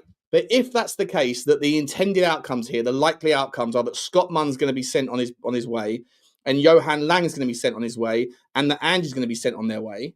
But none of that can happen until June because Vinny has to be officially in place before he can make those decisions. For example, I know, but let me finish the point. To me, who's scouting the players now for next season? If all of those parties, all of them, Ange, Langer, do you think Ange and Langer get together in a meeting room right now and go, well, we have our scheduled weekly scouting catch up. What are we up to? And they sit there and go, what's the fucking point? We ain't here. McKenzie, next year. You got Rob McKenzie still there, and you've got Scalding, who liaises with stuff, and Fabio, although he's not 100% there, he's still be advising the club and offering out players and advice on who they should potentially look at. So I won't worry. As long as he thinks his job is safe. Well, no, I'm not saying he is, but I wouldn't be surprised. Johnny, do any of those guys think that their job is safe right now? I would be surprised. Same. I would be surprised. I personally. Are they going to be wasting their time researching, putting together? No, listen, they might be looking for jobs. We don't know, right? I would suggest that they maybe start looking for jobs, but we don't know. Vinny might be, quite happy to, work above Munn, right? But I said to you before, I think Vinny and Sherrington, the ex-head of Citibank, who have been brought onto the board, have been there to dress the ball, to give the ball credibility for inward investment. They have sound financial background. They have experience in merger and acquisitions, private equity finance, and all the rest of it. So they are very credible, and I think that it's a good move, to bring them in. But I think that if it's not going to be Fabio, and I hope it is Fabio. He Then still hasn't signed, does he, mate? then the ex-Monaco director of football, what's his name? I keep forgetting his name. Have a look. PSG, I think he's at PSG now. Oh, I know who you mean. I've got a blank. Does it begin with C? No. Campos. Campos. That's it. Yeah. I didn't know Paul Mitchell was at Monaco as well, wasn't he? Before he went to Campos has got a very good Louis Campos is his name. That's it, yeah. He's got a fantastic record. Now, that is someone that maybe Vinny would bring in, and I'd be very, very happy with that. I mean, listen, why was I not happy with Lang? Because he was demoted at Aston Villa. Why would we take someone else's cast-offs? By the way, of all clubs, I think that there's a new rivalry emerging between Tottenham and Villa. Right, you've got the Matty Cash history, right? Yeah. You've got the Højbjerg injury, the Doherty injury, the Bentancur injury. You have obviously now competing for the same spot. Now you have the fixtures. Yeah, the fixtures rejection, right? I think that Villa is becoming the new West Ham. Do you know what? Let me tell you something. I would love to see Aston Villa not make the top 5, because then they have massively serious issues with FFP. Massive serious issues, mate. Massive issues. That video that you shared with me yesterday. 96%. They are at 96% of wages to income. Yeah, but they'll get another little back scratch rub. They'll get a little rub on their belly from Saudi in the summer. Don't worry about that, mate. Yeah. Don't worry about that. How many more players can you sell well over the price? I wonder. Does it? Like we always say, mate, right? Value is in the eye of the beholder. You can't. The Premier League have failed miserably in their ability to create rules that are in conflict with natural logic of commerce. And they got bullied out of the courtroom by Manchester City on the third-party transactions deal. So if they lose that deal, how can you possibly create an argument that, sorry, you can't sell a certain player for £80 million, even though he's clearly only worth 10 million because he's played X amount of minutes? You can't do that, right? Because value's in the eye of the beholder. So to one player, a team is worth everything. He's priceless. To another player, he's not necessary. So, it's another team, he's not necessary. But I do believe that Aston Villa is like on the quiet becoming a new rival, becoming a new bitter rival of Tottenham Hotspur. I agree. I agree. Let's go back to our list, because I want to talk about Jonathan David, because I don't get a semi, I get a full one on the thought. I've been going on about Jonathan David now, as you know, for 18 months, maybe longer. Yeah, 2 years now. He's improved massily, for sure. Left foot, right foot, knows where the goal is. Yes, he's Canadian, but don't let that be held against him. So look at these numbers. Look at these. I'm going to get the numbers up. So he's got 61 in 32. So 1 in 2 for Canada. And then, here we go. Let's see where he's been. If we were in the Champions League, this is a player that we must go after. Look at this, right? Look at this. In League One, 102 GA in 175. Jupiler Pro League, Belgium, 38 in 50. So 0.8 goals per game or GA per game. UEFA Champions League, 12 in 18. So 0.66 goals or assists per game. Europa League, 5 in 15. So 0.33. Much tougher league. Yeah, much tougher league. So 5 in 15. So 0.33. Coupe de France. Was that the World Cup or what? I'm not sure what that is. What's that? 13 in 13. What's the Croaky Cup? Is that where the person who comes last dies? What is that? That's what we're playing in Bodo on Thursday afternoon. Yeah. I don't know what that is. That is that's obviously a Belgium Cup, local cup in Belgium. Europa League qualifying, 6 in 10, so 60% ratios. Jupiler Pro League Champions Playoffs, 50% ratios. Conference League, 3 in 8, so 42% ratios. Didn't score in the Croaky Cup. It's the toughest league of all. The Croaky Cup is actually a tough competition. Big up the Croaky Cup. And then Champions League qualifiers, 100% ratio for a GA. UEFA Conference League qualifiers, 100% ratio. And don't forget the Trophy des Champions, where he was failed as well, failed miserably. This guy has done it everywhere he's been. Let's have a look at his season over season. I always sat there and was like, "This, sorry, I don't rate him." I think telling him to Sean now for well over a year. Yeah. No, I mean, it's not just like he doesn't do it in like moments as well. It's just consistent. 2 goals, a goal, 2 goals, little breather, 2 goals, breather, 2 goals, a little bit of a breather there. That really fucked him up that season. He's totally off form there. That must have been shocking for him. So he scored 5 goals. He only scored 5 goals from January the 16th, 2022, all the way through to the end of the season. It's a bit like Dominic Solanke ratios. But before that, he was back on his best. And then 2020. Oh, hang on. Which way? This is the most recent at the bottom here. Yeah, the guy is just a machine in terms of output, and I really do think he has stepped up his levels in the last 12 months. To the point, like I say, I was right to believe what I believed before, in my opinion, but I've seen him change. He's not the same player he was 12, 18 months ago. He's really developed. We're still only 25. I mean, let's be honest. As a striker, you normally peak 26, 27. Yeah. He's 25. He hasn't peaked yet. 26. I can't remember. I think he's 25. I would break the transfer.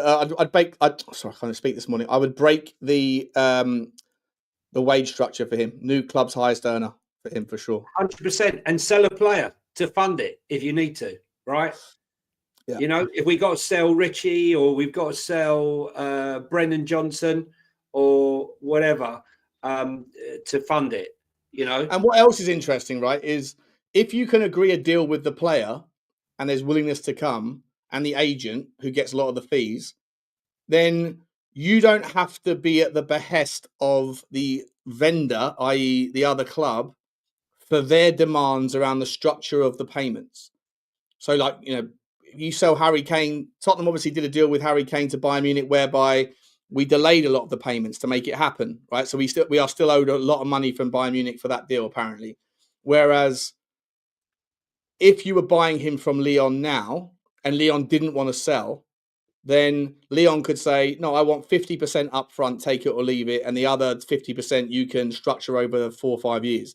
When you're just dealing with the player and the agent, if there's a willingness to join you, which in my opinion would be predicated and absolutely the conditional on the idea of Tottenham being in the Champions League.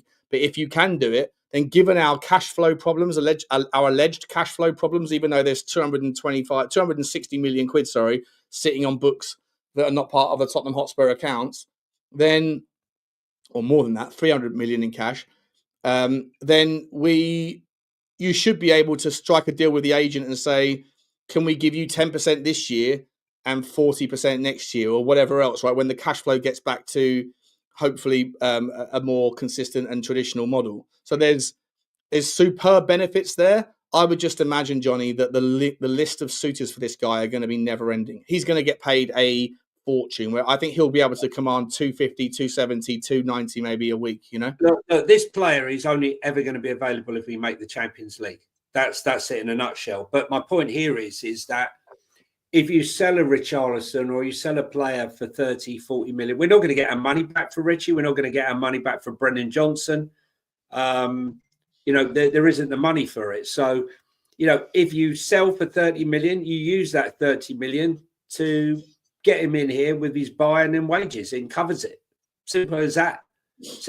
We got the money. We got the room for the wiggle room for wages. Listen, the thing that makes me laugh is by the statement is we are already set up for failure, but not this much failure because our wage to earnings are only at 42%. So if we do fail this season, don't forget, we are 30 million shy. If we finish 17th, seventh place to say we finish 7th and we finish 17th, 10 places is 30 million pounds. And that's more than we're going to make from the Europa League. Plus the forecasting would have like obviously you'd hope that most reasonable businesses would be forecasting a bunch of different outcomes, right? So they'd say, where do we sit financially next season in a world where we qualify for the Champions League? Where do we finish next season in a world where we finish, Europa League? Correct. Worst case scenario, the worst case forecasting would have included Conference League, right? They wouldn't expect 2 seasons out of 3 outside of Europe. No. And so worst case scenario, they would never have expected a 30 million drop off in the merit cash. Correct. And then on top of that, they probably would have they wouldn't have forecast another 20 million pounds, circa 20 million, whatever, from the Europa League. From the Europa League or Conference League or whatever, right? And the additional games. So you could make the argument that if we fail, then we're 50 million pound down on worst case scenario projected cash efficiency from what they projected they would be in a worst case scenario, right? However, so you can make the argument, therefore, then if the worst case scenario transfer budget for this summer, the option C, option A, best case, option B, likely case, option C, worst case, then on that basis, are we 50 million pound worse off in our transfer budgets because the 50 million pound cash flow isn't there? However, and so on that basis, the idea that we have a zero transfer budget in the summer, we have to sell to buy. No, it's not. It's only realistic if the transfer budget on that predication was 50 million quid, right? And the worst case scenario. I don't believe it should be or was. However, there's also the other side of the coin. I don't think that they would have baked in to their worst case scenario prospectus that Tottenham would get to the Europa League semi-final, that Tottenham would have as many home games as we've had this season, including the Carabao Cup. People always talk about, what's the incentive for the Carabao Cup? You get 2 million quid if you win it, or whatever it is, right? Or I think it's 2 million quid if you win the FA Cup. So the Carabao Cup must be probably worse than that. Yeah. But we played 3 more games in the Carabao Cup at home, right? So, or 4 more games, I think it was. So there's all the other additional benefits from those match day events as well. So I would argue that whilst you might be able to say worst case scenario cash flow forecasting, we're down 50 million quid in a world where we don't qualify for, we don't win lift the trophy. But what we are is probably 15 to 20 million pound better off than worst case scenario forecasting from additional match day and also the run in the Europa League in terms of prize money. So on that basis, I would make the argument that we're only 30 million pound down net cash flow incomes relative to what our worst case scenario was. So therefore, this notion that we have no money to spend is only true if the worst case forecasting had us down at 30 million pound transfer budget. And if that was the case, then I'd be amazed. So this argument that there's no money to spend is bullshit.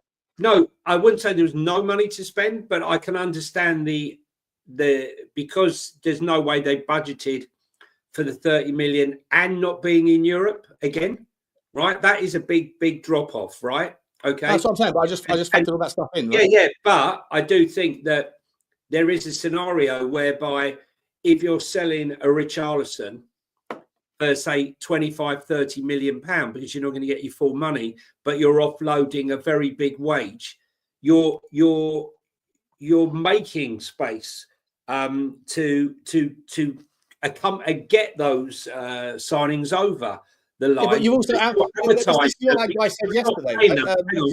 You're not paying them. You're not paying that 50 million pound up front. You're not paying that 50 million. We can afford a 50 million pound transfer fee because that will be amortized over the 5-year term of the contract. You're selling Richarlison's, so say that's 25 million. So you're covering the transfer fee. You're getting 140, 150 grand wages or whatever he's on. He'll be on a big wage, and so we can afford it. It's not like we can't afford to buy any players, but the actual model has been totally screwed up. We need because of our league performance for sure, and that the impact of it is wild. Like you can't. Man United. I mean, we saw today Jim Ratcliffe, or was it yesterday, looking to lay off yet again over 200 members of staff. I won't go into it. I was having a conversation with a certain person, and they were telling me that everyone hates Jim Ratcliffe, even the guy in the car park who parks the car. I bet he does. He's worried about his job. Yeah. Yeah, but I guarantee you, the boardroom is still filled with champagne every day. Well, listen. We don't. He cuts the Christmas bonuses of whatever it was, 400 marshals, match day marshals, stewards, whatever you want to call them, so that they don't earn do 10, get 200 quid extra because we've got to pay Marcus Rashford's salary. I guarantee you they still got the very best caviar in the boardroom every Thursday when they get together and talk about how we need to cut more costs. Like, the hypocrisy at the top is madness. Even Simon Jordan, who I know a lot of Tottenham fans think he's like Daniel Levy's, like, best mate in deceit or whatever, which I just don't subscribe to. I speak from the same hymn sheet as Simon Jordan on so many topics. Hang on, I've got to try and stop my. I'm coming back. I'm just going to try and stop my computer going into sleep. Hang on. All right, mate. Yeah, to me, guys, like, the reality is that when you're cash flow forecasting, as I would imagine, again, I'm not privy to any of these details, so it's speculation, but I would imagine that we've outperformed expectations in the Europa League, and that has some way mitigated. Now, if you win the Europa League and qualify for the Champions League, then there's no excuses why we can't do it. But this notion that, even Stefan Borson the other day was saying, oh, well, the difference between profitability and cash flow is like you sell Richarlison for £25 million to Saudi, and then that's 25 million cash coming in, but you're writing down a loss of 35 or 45 million quid on the player on your books. And so it's a loss, but actually it's cash flow. So there's a massive difference between cash flow. I was like, it's a really bad example because you've already amortized 3/4 of Richarlison's contract anyway. He's been at the club for 3 years. So when you pay £50 million and you amortize that capitalization over the course of the contract, then on the books he's only worth £25 million anyway. So you're not really like itemizing a loss; you're itemizing a get out of like break even because you've already factored in those losses that are into price depreciation and amortization factors. So to me, selling Richie for 25 million, yeah, he's right, it's cash in. But to say that it's a loss on the player, well, technically it is, but you've already factored that loss in over the previous 3 accounting periods. Yeah, that's what I'm saying. Yeah, I'm saying on paper it looks like a loss but it's not really. It's not really a loss. It's not at all a loss. Not at all a loss. And we've saved ourselves another big cut in our wages. How much is Richie getting paid a week? It's right up there. He's in the top 5% of earners, is he? Yeah. Okay. I mean, look, let's be honest, right? I mean, no one seems to be talking about the £170,000 that Timo Werner is being paid currently to sit at home and eat sauerkraut, Yeah. I mean, that's the of all of the clangers this year, that's the biggest one, I think. Just sign him once. Fool me once. Yeah, fool me twice. Yeah, fool me twice. Yeah. I mean, come on. Yeah. Well, look, I mean, just to finish off, so Jonathan David, obviously we both agree. I really like Jonah Tah. I think Jonah Tah is. I mean, it's fine. Leverkusen plays alongside Pierre Hincapié at times. I mean, I don't know how many games. Let's have a look at his record this season. Is he just 29? When's his birthday? Sorry, let me just see. When's his birthday? February 11th. Yeah, he's just turned 29. So he's just turned 29. Okay, that's fair enough. Yeah, he's got another 3 years. He's a beast. He's fast. He's brilliant in the air. His positional sense is sensational. He's intelligent. He's had the benefit of playing alongside some wonderful players and under some wonderful managers. He's not the idea of playing progressive highline football that's possession based is not alien to him. You know, to me, it makes so much sense because unless he signs a new contract, to me, that one would just be if you sell Romero for 60 million and you bring him in, all right, he might not be quite as good as some people think Romero is. I don't even subscribe to this notion that Romero is this just unbelievable top 3 player in the world, and Jonah Tah isn't either. But Jonah Tah has a lot of the physicality. He's braver. Or sorry, he's not braver. He's more contemplative of the outcomes of this decision making. He's part of that philosophy at Leverkusen that's intelligent players. He's better than Danso. What's that, mate? Is he going to... Right, I'll ask you two questions. First question, we need a competitive left-sided centre-back more so than we need a competitive right-sided centre-back. Second question, if we were to sign him instead of Romero, does he start above Danso? 100%. Yeah, 100% he starts. And 100%, whilst I subscribe to the notion that we need someone to come in to fill in for Mickey van der Ven, because Mickey van der Ven... Fill in or compete? Sorry, say that again. I compete with. Sorry, I did hear what you said after the fact. Compete with because Mickey van der Ven is a 50% of minutes guy, right? Because with injuries. So what you have at the moment is when he goes down for 50% of games, you have Ben Davies or Archie Gray or whoever stepping in, and the drop off is significant. Correct. Right? You need someone to come in that might not be as good as Mickey van der Ven, but where the gap is nowhere near as drastic. And obviously, I'd imagine Ben Davies is going to leave in the summer. Archie Gray. I don't want to take what happened against Liverpool out of context. Like the context of it was he was thrown under the bus, in my opinion. And so I still want to see him be given minutes in his most preferred position. It's nice that he's versatile, but also we forgave lots of mistakes of him this season at centre back as well, right? So you need someone better.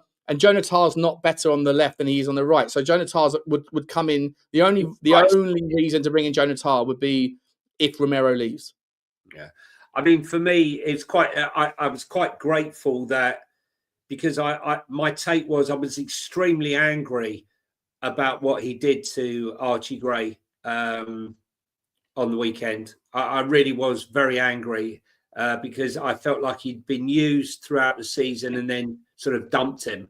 And I was very happy when I started to listen to The View from the Lane, Danny Kelly and a couple of the others, that they really did highlight the fact of what they'd done to Archie Gray, thrown him under the bus. They even the press guys, I don't know if it was Dan. Was that after or before our own podcast on it? I'm not sure. Probably, I don't know. Maybe after, who knows? I'm not sure, 100%. So, but yeah, I think if you sell Romero, I think you need to bring in someone to cover Romero on the right, and I think you need to cover someone on the left, or bring in someone to help Van der Ven. But I don't really. I mean, these young guys, we've got too many centre backs, but all of them are unproven. I don't know if Vescovic is ready. I don't know if. And this is all on the presumption that we're going to play a different system next year that's a little bit more contemplative of defensive football. But I think that the reality is that I still want to go and see someone like David Hansko come in because he can cover two. You can kill two birds with one stone with that signing, right? You can get a left back out of him and the centre back role, and your quality's nowhere near as bad. Well, I feel the same about Hincapié. Or Hincapié. Yeah, I'm happy. I think Hincapié will cost a lot more money than Hansko, though. That's the only issue. Yeah, we could have bought him. I mean, I wanted him back to the last World Cup when I saw him playing that World Cup. I mean, again, Cherky, another one that's mentioned a lot. Listen, look, I think it's very important that we get our manager over the line. We cannot have a 4-month search to find Ange Postecoglou when we had, all the managers that were available at the time. To come up with Ange Postecoglou, to me, seems nonsensical. So I'm hopeful that the board are acting now. My worst case scenario is we win the Europa League and Ange stays. I so want to win this trophy. But I'm not prepared to accept Ange Postecoglou coming back. I'm not prepared to listen to the stuff that's coming out of his mouth now. There was a time where I listened to Sean's argument. Well, how can you sack him? I listened to it, and I sort of teetering on the edge where, you know what, maybe he's right. But what has been coming out of his mouth and the things that he's saying and the more attacks and the more BS that comes out of his mouth, I can't accept it anymore. And, when I see people who are very much Ange in now coming on board and messaging me saying, you know, even I've had enough now, and come what may, he must go. We don't want another Eric Ten Hag situation where there's empathy for him. You know, he's won the title, he's had a bad year, and let him walk into the sunset saying, I told you so, and go and manage another club, and, you know, give the same bullshit. Because, as I said, I watched that interview, the Celtic game, after they lost 3-1 at home to Bodo Glimt.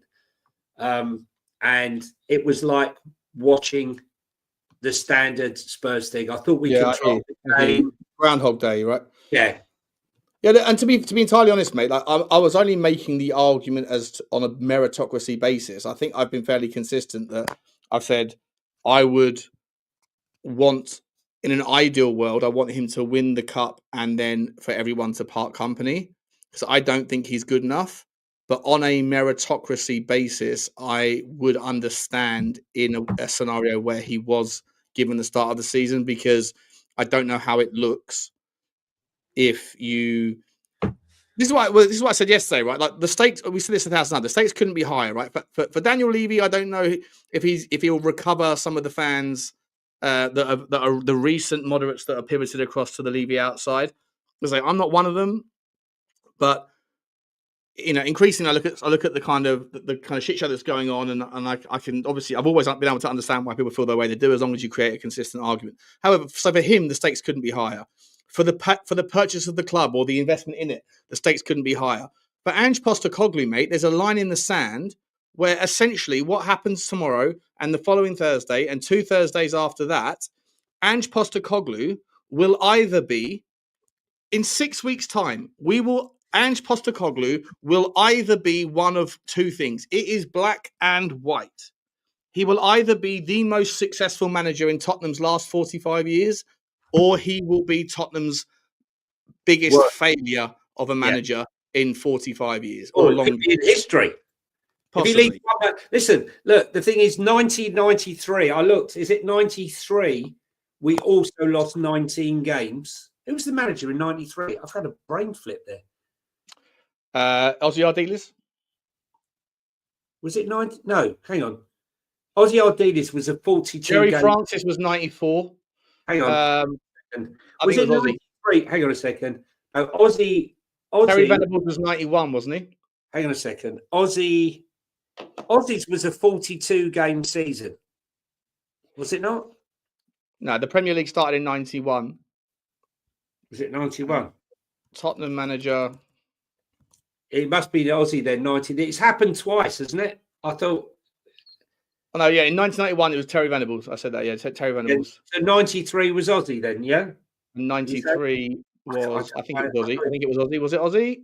Ozzy Ardiles, yeah, bang on the money, Butler. Yeah. Well done. Yeah. So yeah, Ozzy Ardiles was just essentially Ange ball, right? He was trying to play Ange ball. Well, yeah, I mean, trying to play Aussie ball, whatever you want to call it. We didn't spend that sort of money, but listen, Nick Barmby, Ili Dumitrescu, George Popescu. Listen, I think Stefan Everson. He a bit later. I think Ozzy was bouncing up and down on his bed. Let me tell you, on Sunday when those goals were going in, as much as he loves Tottenham and he's Tottenham through and through. Yes, it's for Tottenham. I'm not the worst manager ever on my own. One more victory, one more defeat, and he will be wiped from the record books as being the manager. Well, so does Ange go down regardless then? Does Ange go down as, if he wins the cup, does Ange go down as like, one of the worst and one of the best? And the best? Yeah. You know? And look, you know, I would, like I say, harking back to all the stuff I did in the video yesterday, I just think that there's so much going on at Tottenham with regards valuations, with regards takeover or investment, with regards managerial uncertainty, coaching uncertainty, directorship uncertainty, scout uncertainty, player uncertainty, Romero, Decky, yada, yada, yada.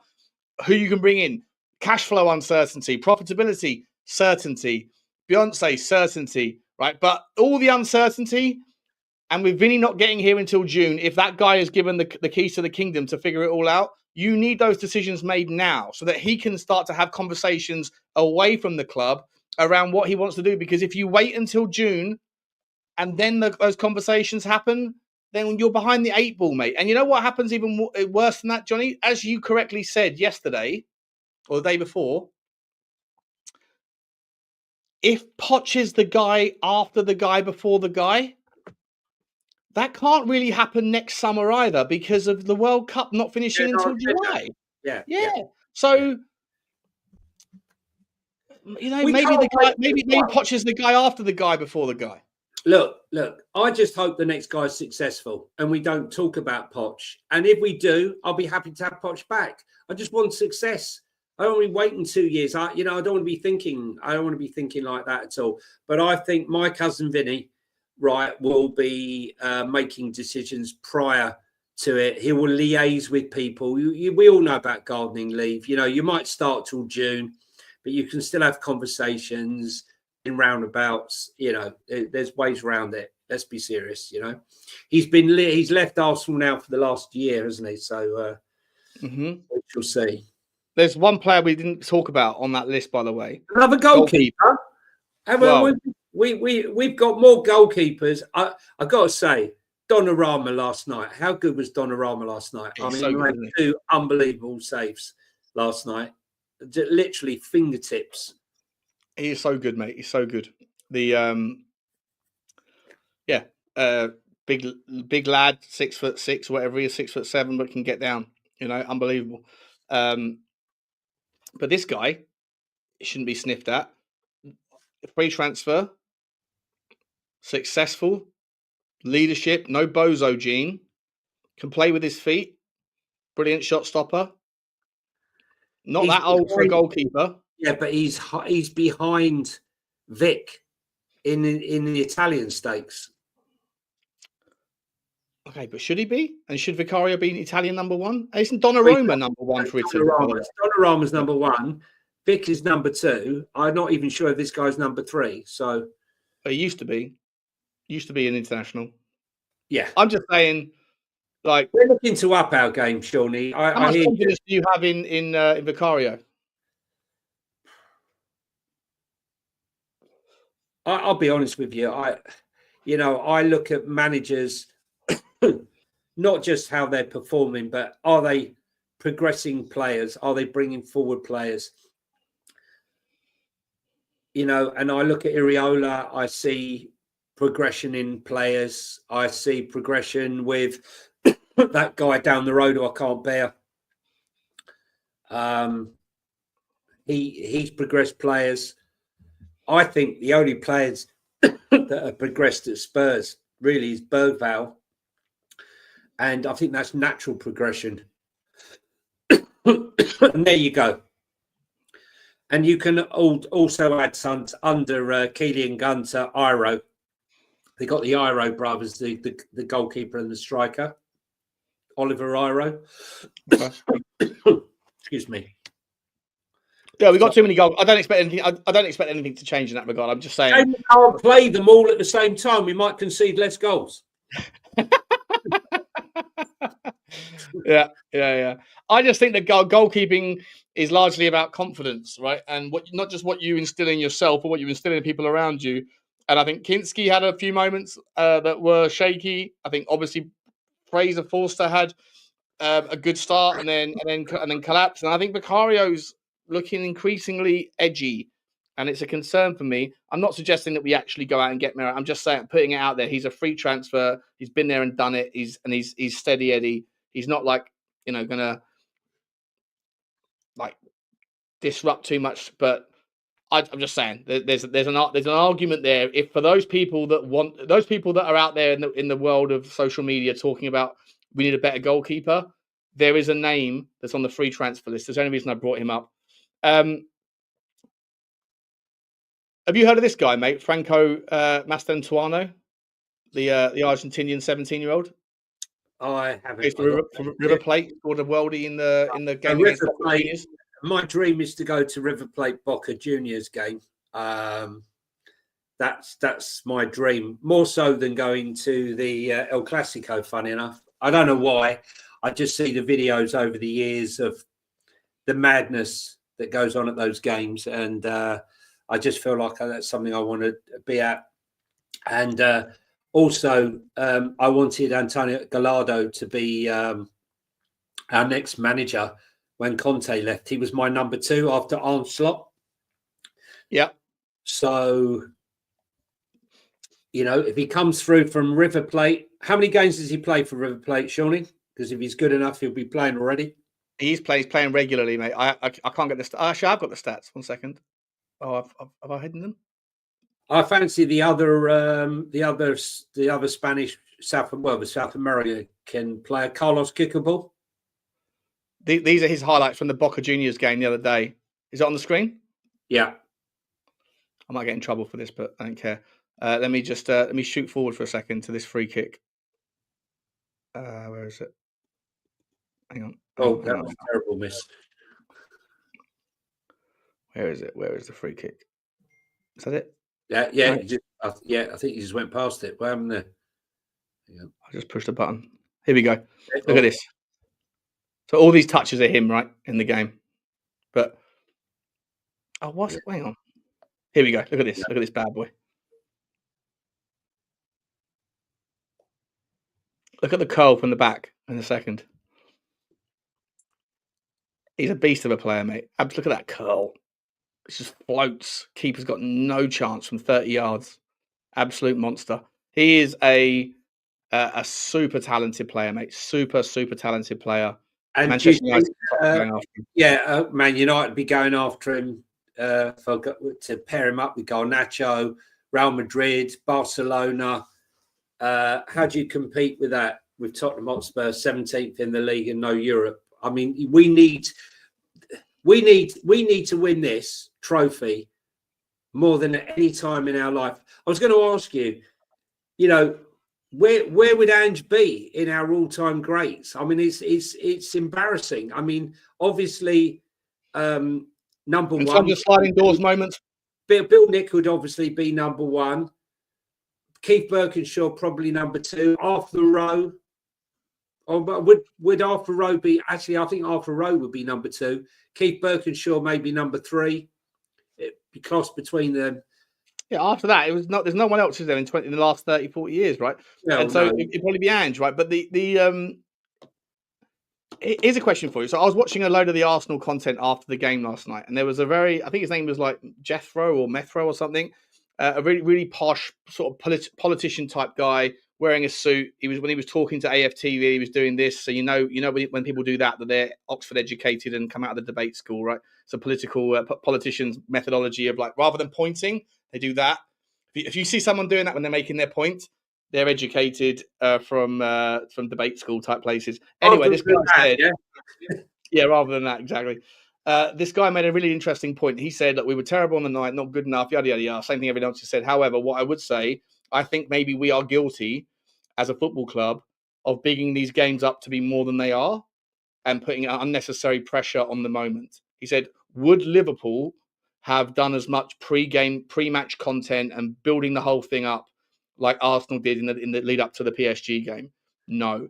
Would Chelsea, the teams that have been there and done it in the Champions League, would their fans, would their football club, would everyone surrounding that moment be bigging these things up to be more than they are? You're not in the final, you're in the semi-final. It isn't Real Madrid, it's PSG.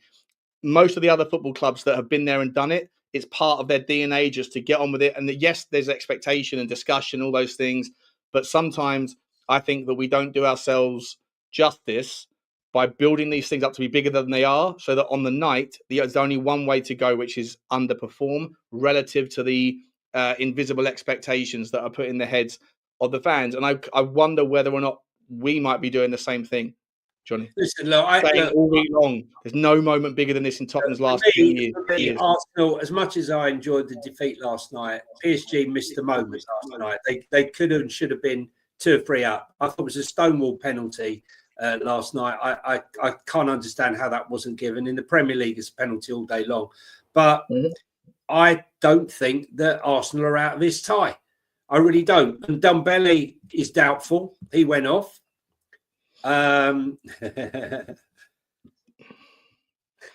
Nice, mate. Nice. Suits you. They beat Real Madrid at the Bernabeu, and that's what, if I was Mikel Arteta, I'd be saying, look, guys, we're 1-0 down, but we beat Real Madrid at the Bernabeu. Going to Parc de France, to the Stade de France, or whatever they want. Parc de France. Parc de France should not be.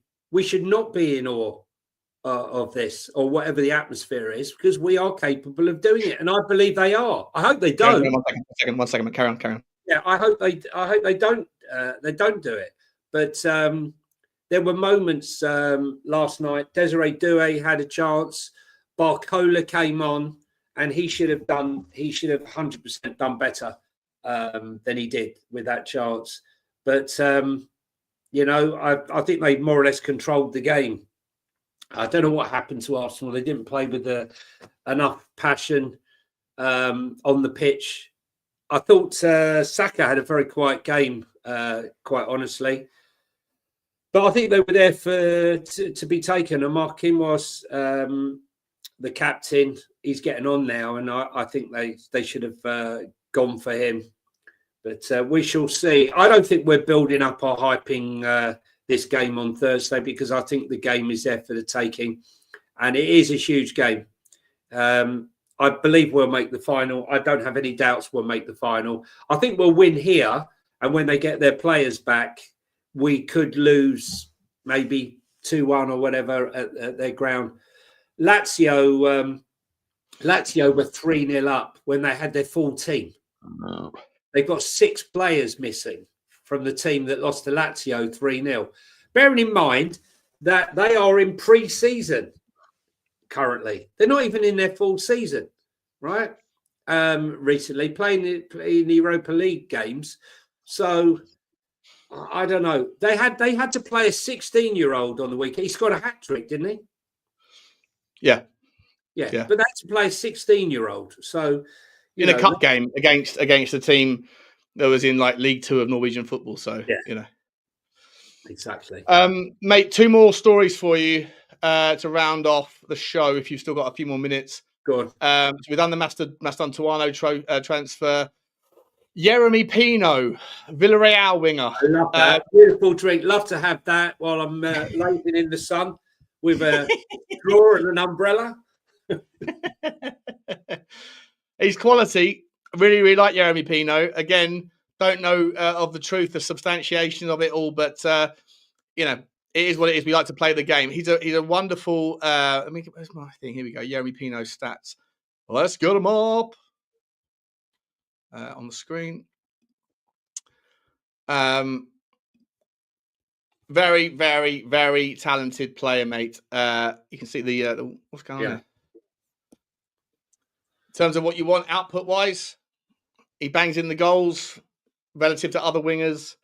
Expected goals, non-expected goals.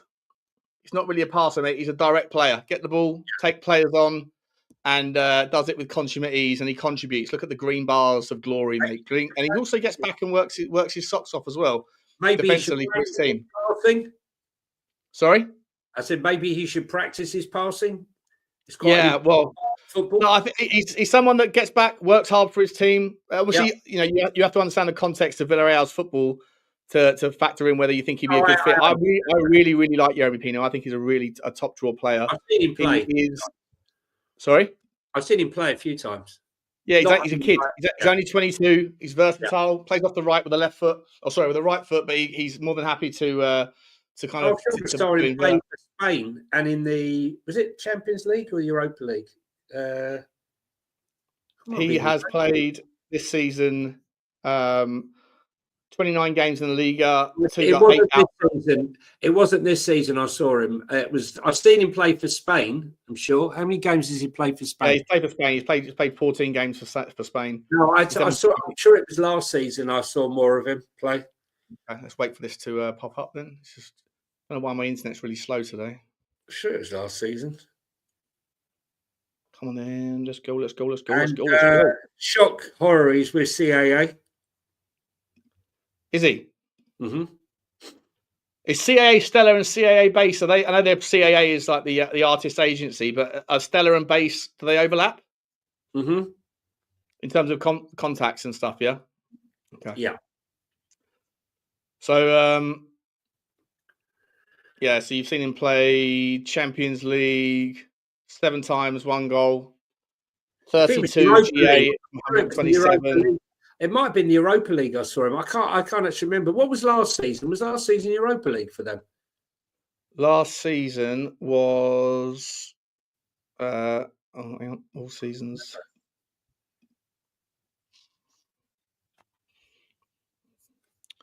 So last season would have been Injured. about here. He injured a lot last season. Or cruciate. Ooh, cruciate ligament. Last season this is this season. Where's last season? Here we go. He was playing. No, Villarreal didn't make Europe last season. Yes, they did. No, that's the league. That's the league. Got to say, the injury record's pretty shocking, isn't it? Yeah, gee whiz. Yeah, coronavirus as well. Got to get rid of no thanks. He's a good player, though, mate. Very, very talented player. For someone so young, I really like him. Anyone. Little boy, he's like 5'7". He's like Tariq Lamptey, but in I the know. forward The thing is, you know, we are signing players with no previous record of injury, and they get injured. So, can you imagine how bad it's going to be if we have anyone that's got a previous injury record? By the way, I've just seen this story. So, Stinky Pete texted me this morning saying, "Have you heard that Tottenham have agreed a sale that's going to go through, or some sort of investment that's going to go through after the season's done? It's already done." I said, "No, I haven't heard that, but I'm going to use your new status as Stinky Pete ITK." And he's like, "Don't do that, man. I don't know what I'm talking about. I'm just telling you that that's what I've heard." And I was like, "Well, I've done it now, so it's done."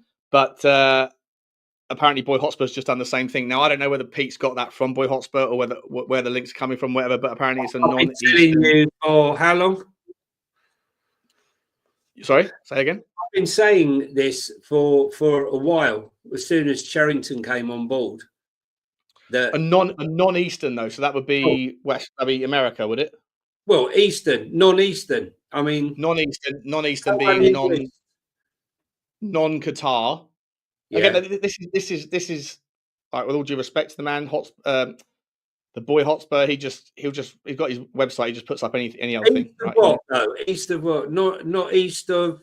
Not east of where? Yeah, not east of Anglia. You know, if he's saying it's not Middle Eastern, then I'm guessing, if there's any truth to it, again, massive speculation. I doubt it. So it can't be Asian. It can't be Asian. Can't be anybody. It can only be Western. But it's going to be Qatar, or it's going to be America, isn't it? Or it's going to be John Textor or David Blitzer.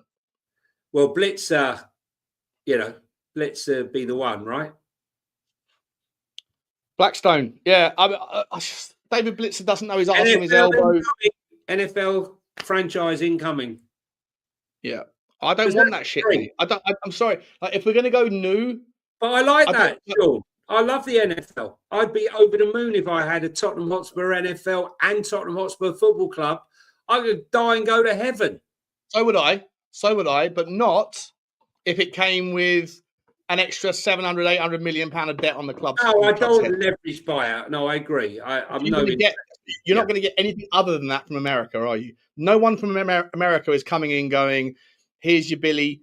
Here's your £3.5 billion, Daniel. Here's your 500 million. Can I have 10% with a view to take over?" Look at Sir Jim Ratcliffe. Right, look at Sir Jim Ratcliffe. That is what you get from private equity. Not his private equity, but that model of, I'm looking for an entry and I already need to know my exit, and that comes down to profit margins and. Look at Glazers. Hang on, the Glazers leverage buyout. They've been raping that club for hundreds and hundreds of millions of pounds, and not spending any of that. I mean, they could have spent £80 million on Anthony on the bloody on the Cherrington, on the Carrington training ground, or shoring up the roof, or improving the stadium. You know, Todd Klein, Todd Bowley. Todd Bowley. JFK, he's just got the name wrong. Tom Bowley. He said Todd Bowley. Yeah, but Yeah. like Todd Bowley might come across to Tottenham fans as like, oh, look at this guy with his Todd absolute already- reckless like disregard for money. The only reason he can do what he's doing, well, there's two reasons. One is he deals in multiple billions through his private equity firm. So the idea of spending 100 million here, 100 million there, it's not like the risk appetite's different, which I'm fine with. By the way, I'm fine having risk on. What I want more risk on than we currently have. But in terms of like the access to the capital and how that Chelsea have done what they've done, well, it's one thing to have the risk appetite. It's two to have the smartest minds in the room finding out the wiggle room through the loopholes. And it's three, very handy when you have $1.5 billion of debt that can be wiped off by the British government because of like individual isolated circumstances with regards Russia and Abramovich.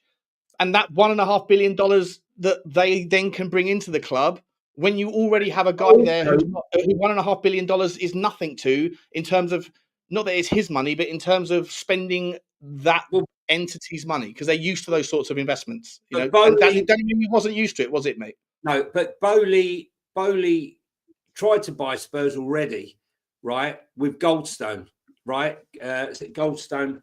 He's the property advisor. He's a big Spurs fan. And he brought Bowley in, and the deal fell out because he wanted to take charge and Daniel wanted to remain.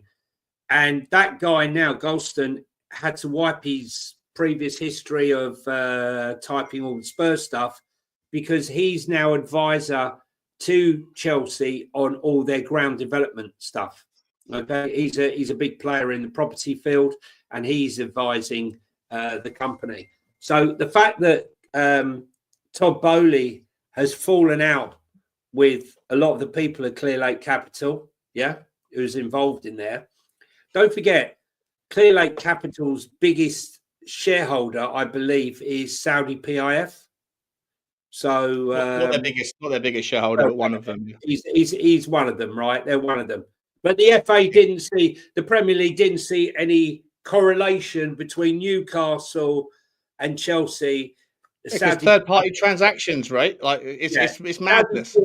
Saudi PIF owning the majority of Newcastle, and Clear Lake Capital owning Chelsea, but Clear Lake Capital's shareholder are Saudi PIF. I mean, if I can find that in 2 seconds, right, the Premier League should see that and call it out for what it is, and it shouldn't be allowed, and they should be made to get rid of their stake. It's as simple as that.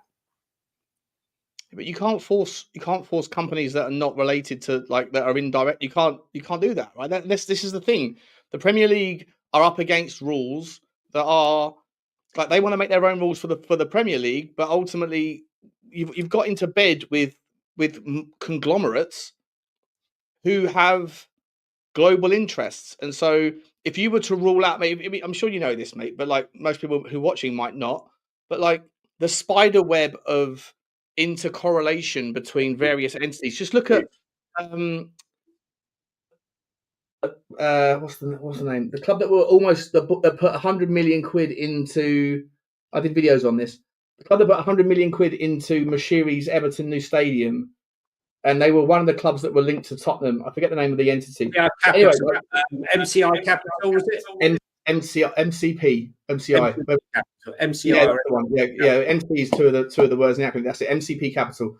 So those guys have got like their finger in 1,000 pies, mate. If you start to make those rules, which look, I hear what you're saying. It is obviously a disgrace that there's the you scratch my back loophole. What could happen was this buyout could be a private equity buyout, right? Called Einstein Dry Capital, of which Saudi PIF and Qatar could be 10% shareholders each in the fund, and yet, you know. What did you break? What did you break here, Kavinsky? Not sure. I've ever. if you're talking about me, I don't know if you're talking about me or Johnny, but like whenever I talk about things, I don't lean into comments. What he needs to understand is what I talk about with you off air, right? That I know. Yeah, the Clear Lake Capital thing though. Like, no, I'm not talking about that. I'm talking about what the significance of the additions to the board were.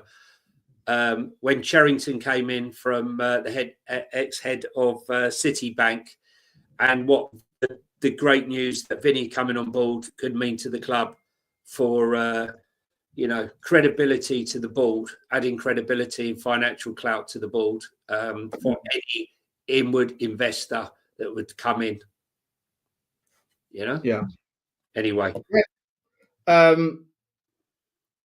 Yeah. So, but the spider web of complexity of conglomerates is. Just look at 2008, the banking crisis, when Northern Rock was going bust. Right, Northern Rock wasn't going bust. There wasn't a run on that bank because of Northern Rock's problems. Northern Rock were in bed with about 100 other or 1,000 other financial entities. It was just, if one falls, they all fall. Right? And that was. I won't get into that stuff, but like essentially they're all in bed. They all like divvy up. It's like a reinsurance of their own risk across the financial market. That's why it's so complex that it's very unlikely that I would imagine MCP Capital have got some investment in Clear Lake. I would imagine Clear Lake have some investment in. Well, that's what I'm saying. Anything else, right? So like, it's going to be difficult to be able to see the Premier League being able to make. I mean, the Premier League can't even make rules that just affect the football side of the operation that are clear and that there's no problematic elements to it, right? And so it is what it is. It is what it is. But if Daniel Levy wants to sell this summer, I'm okay with him going, mate. But like I've always said, show me the deal, show me the details, show me the context. And I have massive concerns if it's with an American PE company. Massive concerns, like, because I just don't see any real. I don't see any real experience. I don't see any love of the club. I don't see anything that is fundamentally different. And I see a lot more risk with regards those outcomes. Obviously, Saudi, whatever, not that Saudi would do it, but, maybe Qatar, maybe one of the other entities out there that we spoke about previously in that part of the world. Like, those things come with a bit more, obviously, concerns or complexities with regards cultural stuff, but in terms of their ability to not have to leverage debt, to pay off the debt of the club, to give you back the money that you're currently financing your interest debt repayments with, to be able to figure out a naming rights deal with an airline that represents that particular nation. All of those things becomes a lot easier to swallow if you go in that direction. But when you go west, all you're going to get is new people that are just money hungry and that are looking for their percentage points. And I just don't see any particularly wonderful outcome. There might be, but I think it's just as likely that you get someone worse than someone better if you go towards America as new owners. Do you know what's quite funny? Right, I've just seen this. All right, this is from the 2nd of June, 2022. Barcelona tried pushing Ousmane Dembele to Tottenham Hotspur on deadline day, but Tottenham rejected it due to the fact of his high wages. Fabrizio Romano. Ousmane Dembele? Yeah. Yeah.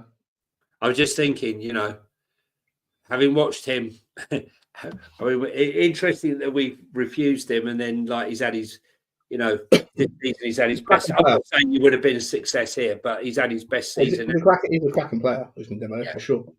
Yeah. Don't worry, we bought Brennan Johnson. Who needs Ousmane Dembele? Last story for you, mate. Everton are going to give a Richarlison transfer green light as a bargain offer is being made and readied.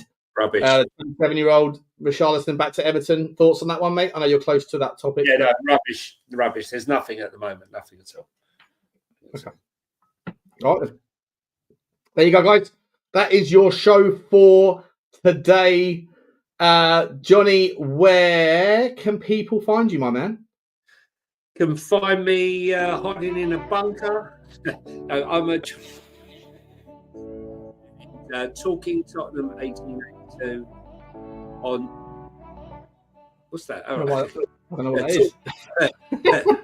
1882 on Twitter and Instagram. So if you're on either of those, give us a follow. And I will be on with Dave Irish Hotspur this evening at 6 o'clock for a quick hour.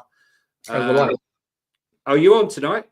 Yeah, Dave asked me last night. So yeah, it's been a while, mate. Whenever he invites me on, there's always like, and it's Well, sincere. make sure you're there, Shawnee. Make sure you're there. Sure I'm there. It's such a random thing that like the last probably 25 times he's asked me, I've said yes. And then when the day happens, something crazy's happened, either hacking related or health related or Bugsy or whatever else. But I'm there tonight at 6 p.m. So we'll see you over there then, guys. Thank you, Johnny. Get over to Johnny82232 on Twitter, Insta's Talking Tottenham 882 and on TikTok. Get over to Spurs Talk Show. Get over to Football Inc. Get over to Sean Butler TV. Smash the like, hit that subscribe button, guys.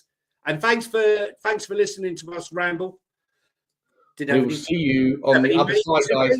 Today. I will be up tomorrow morning doing either a dog walk with Bugsy. I might even try and do a live stream from Top Golf. If not, you'll get an update, a morning preview, and then me and Johnny and everyone else. I was thinking of doing, Sean, before I go. Do you know what I was thinking of doing? I was thinking of going on a walk, similar to what you do, going for a walk, talking about the football, but just with a lead, with no dog. Right? It's the only lead Tottenham will ever have. Walk around the park with the lead, in the imaginary dog. It'd be good if the lead could suddenly stiffen, as if yeah. I'll go like that. Hey, calm down. Walking around the park, and I can throw the imaginary stick while I'm talking to the people on the stream. Listen, look. Good luck, everybody. And if I don't see you before, listen, we're going to smash them tomorrow. I'm confident. No doubt this will be clipped if we get beat, but I'm confident. Just quickly, guys, for those of you that are still here, I'm going to be up in Tottenham early tomorrow. I'm going to be breathing, drinking it all in, drinking not just metaphorically. So my plan is to be in the number 8 bar, which is outside the South Stand, on the corner, walking up towards Seven Sisters. Number 8 bar on the left-hand side. It's literally 50 yards from the South Stand. If you want to come and meet me and come and say hello, I'll be in there probably from about 4:30, 5 o'clock-ish, having a couple of beers, and then I'll be in the South Stand bar from about 6:30-ish. And so love to see you all tomorrow. Come up and say hello if you see me. We'll get you on camera, get some takes and some sound bites for the show. Can't wait to meet you all. And if not, then I'll see you in Bodo. Go over to Johnny's, go over to the socials, and we'll see you on the Irish Hotspur in a few hours' time. Take it easy, guys. Thanks for all your support. Love you all. Take care.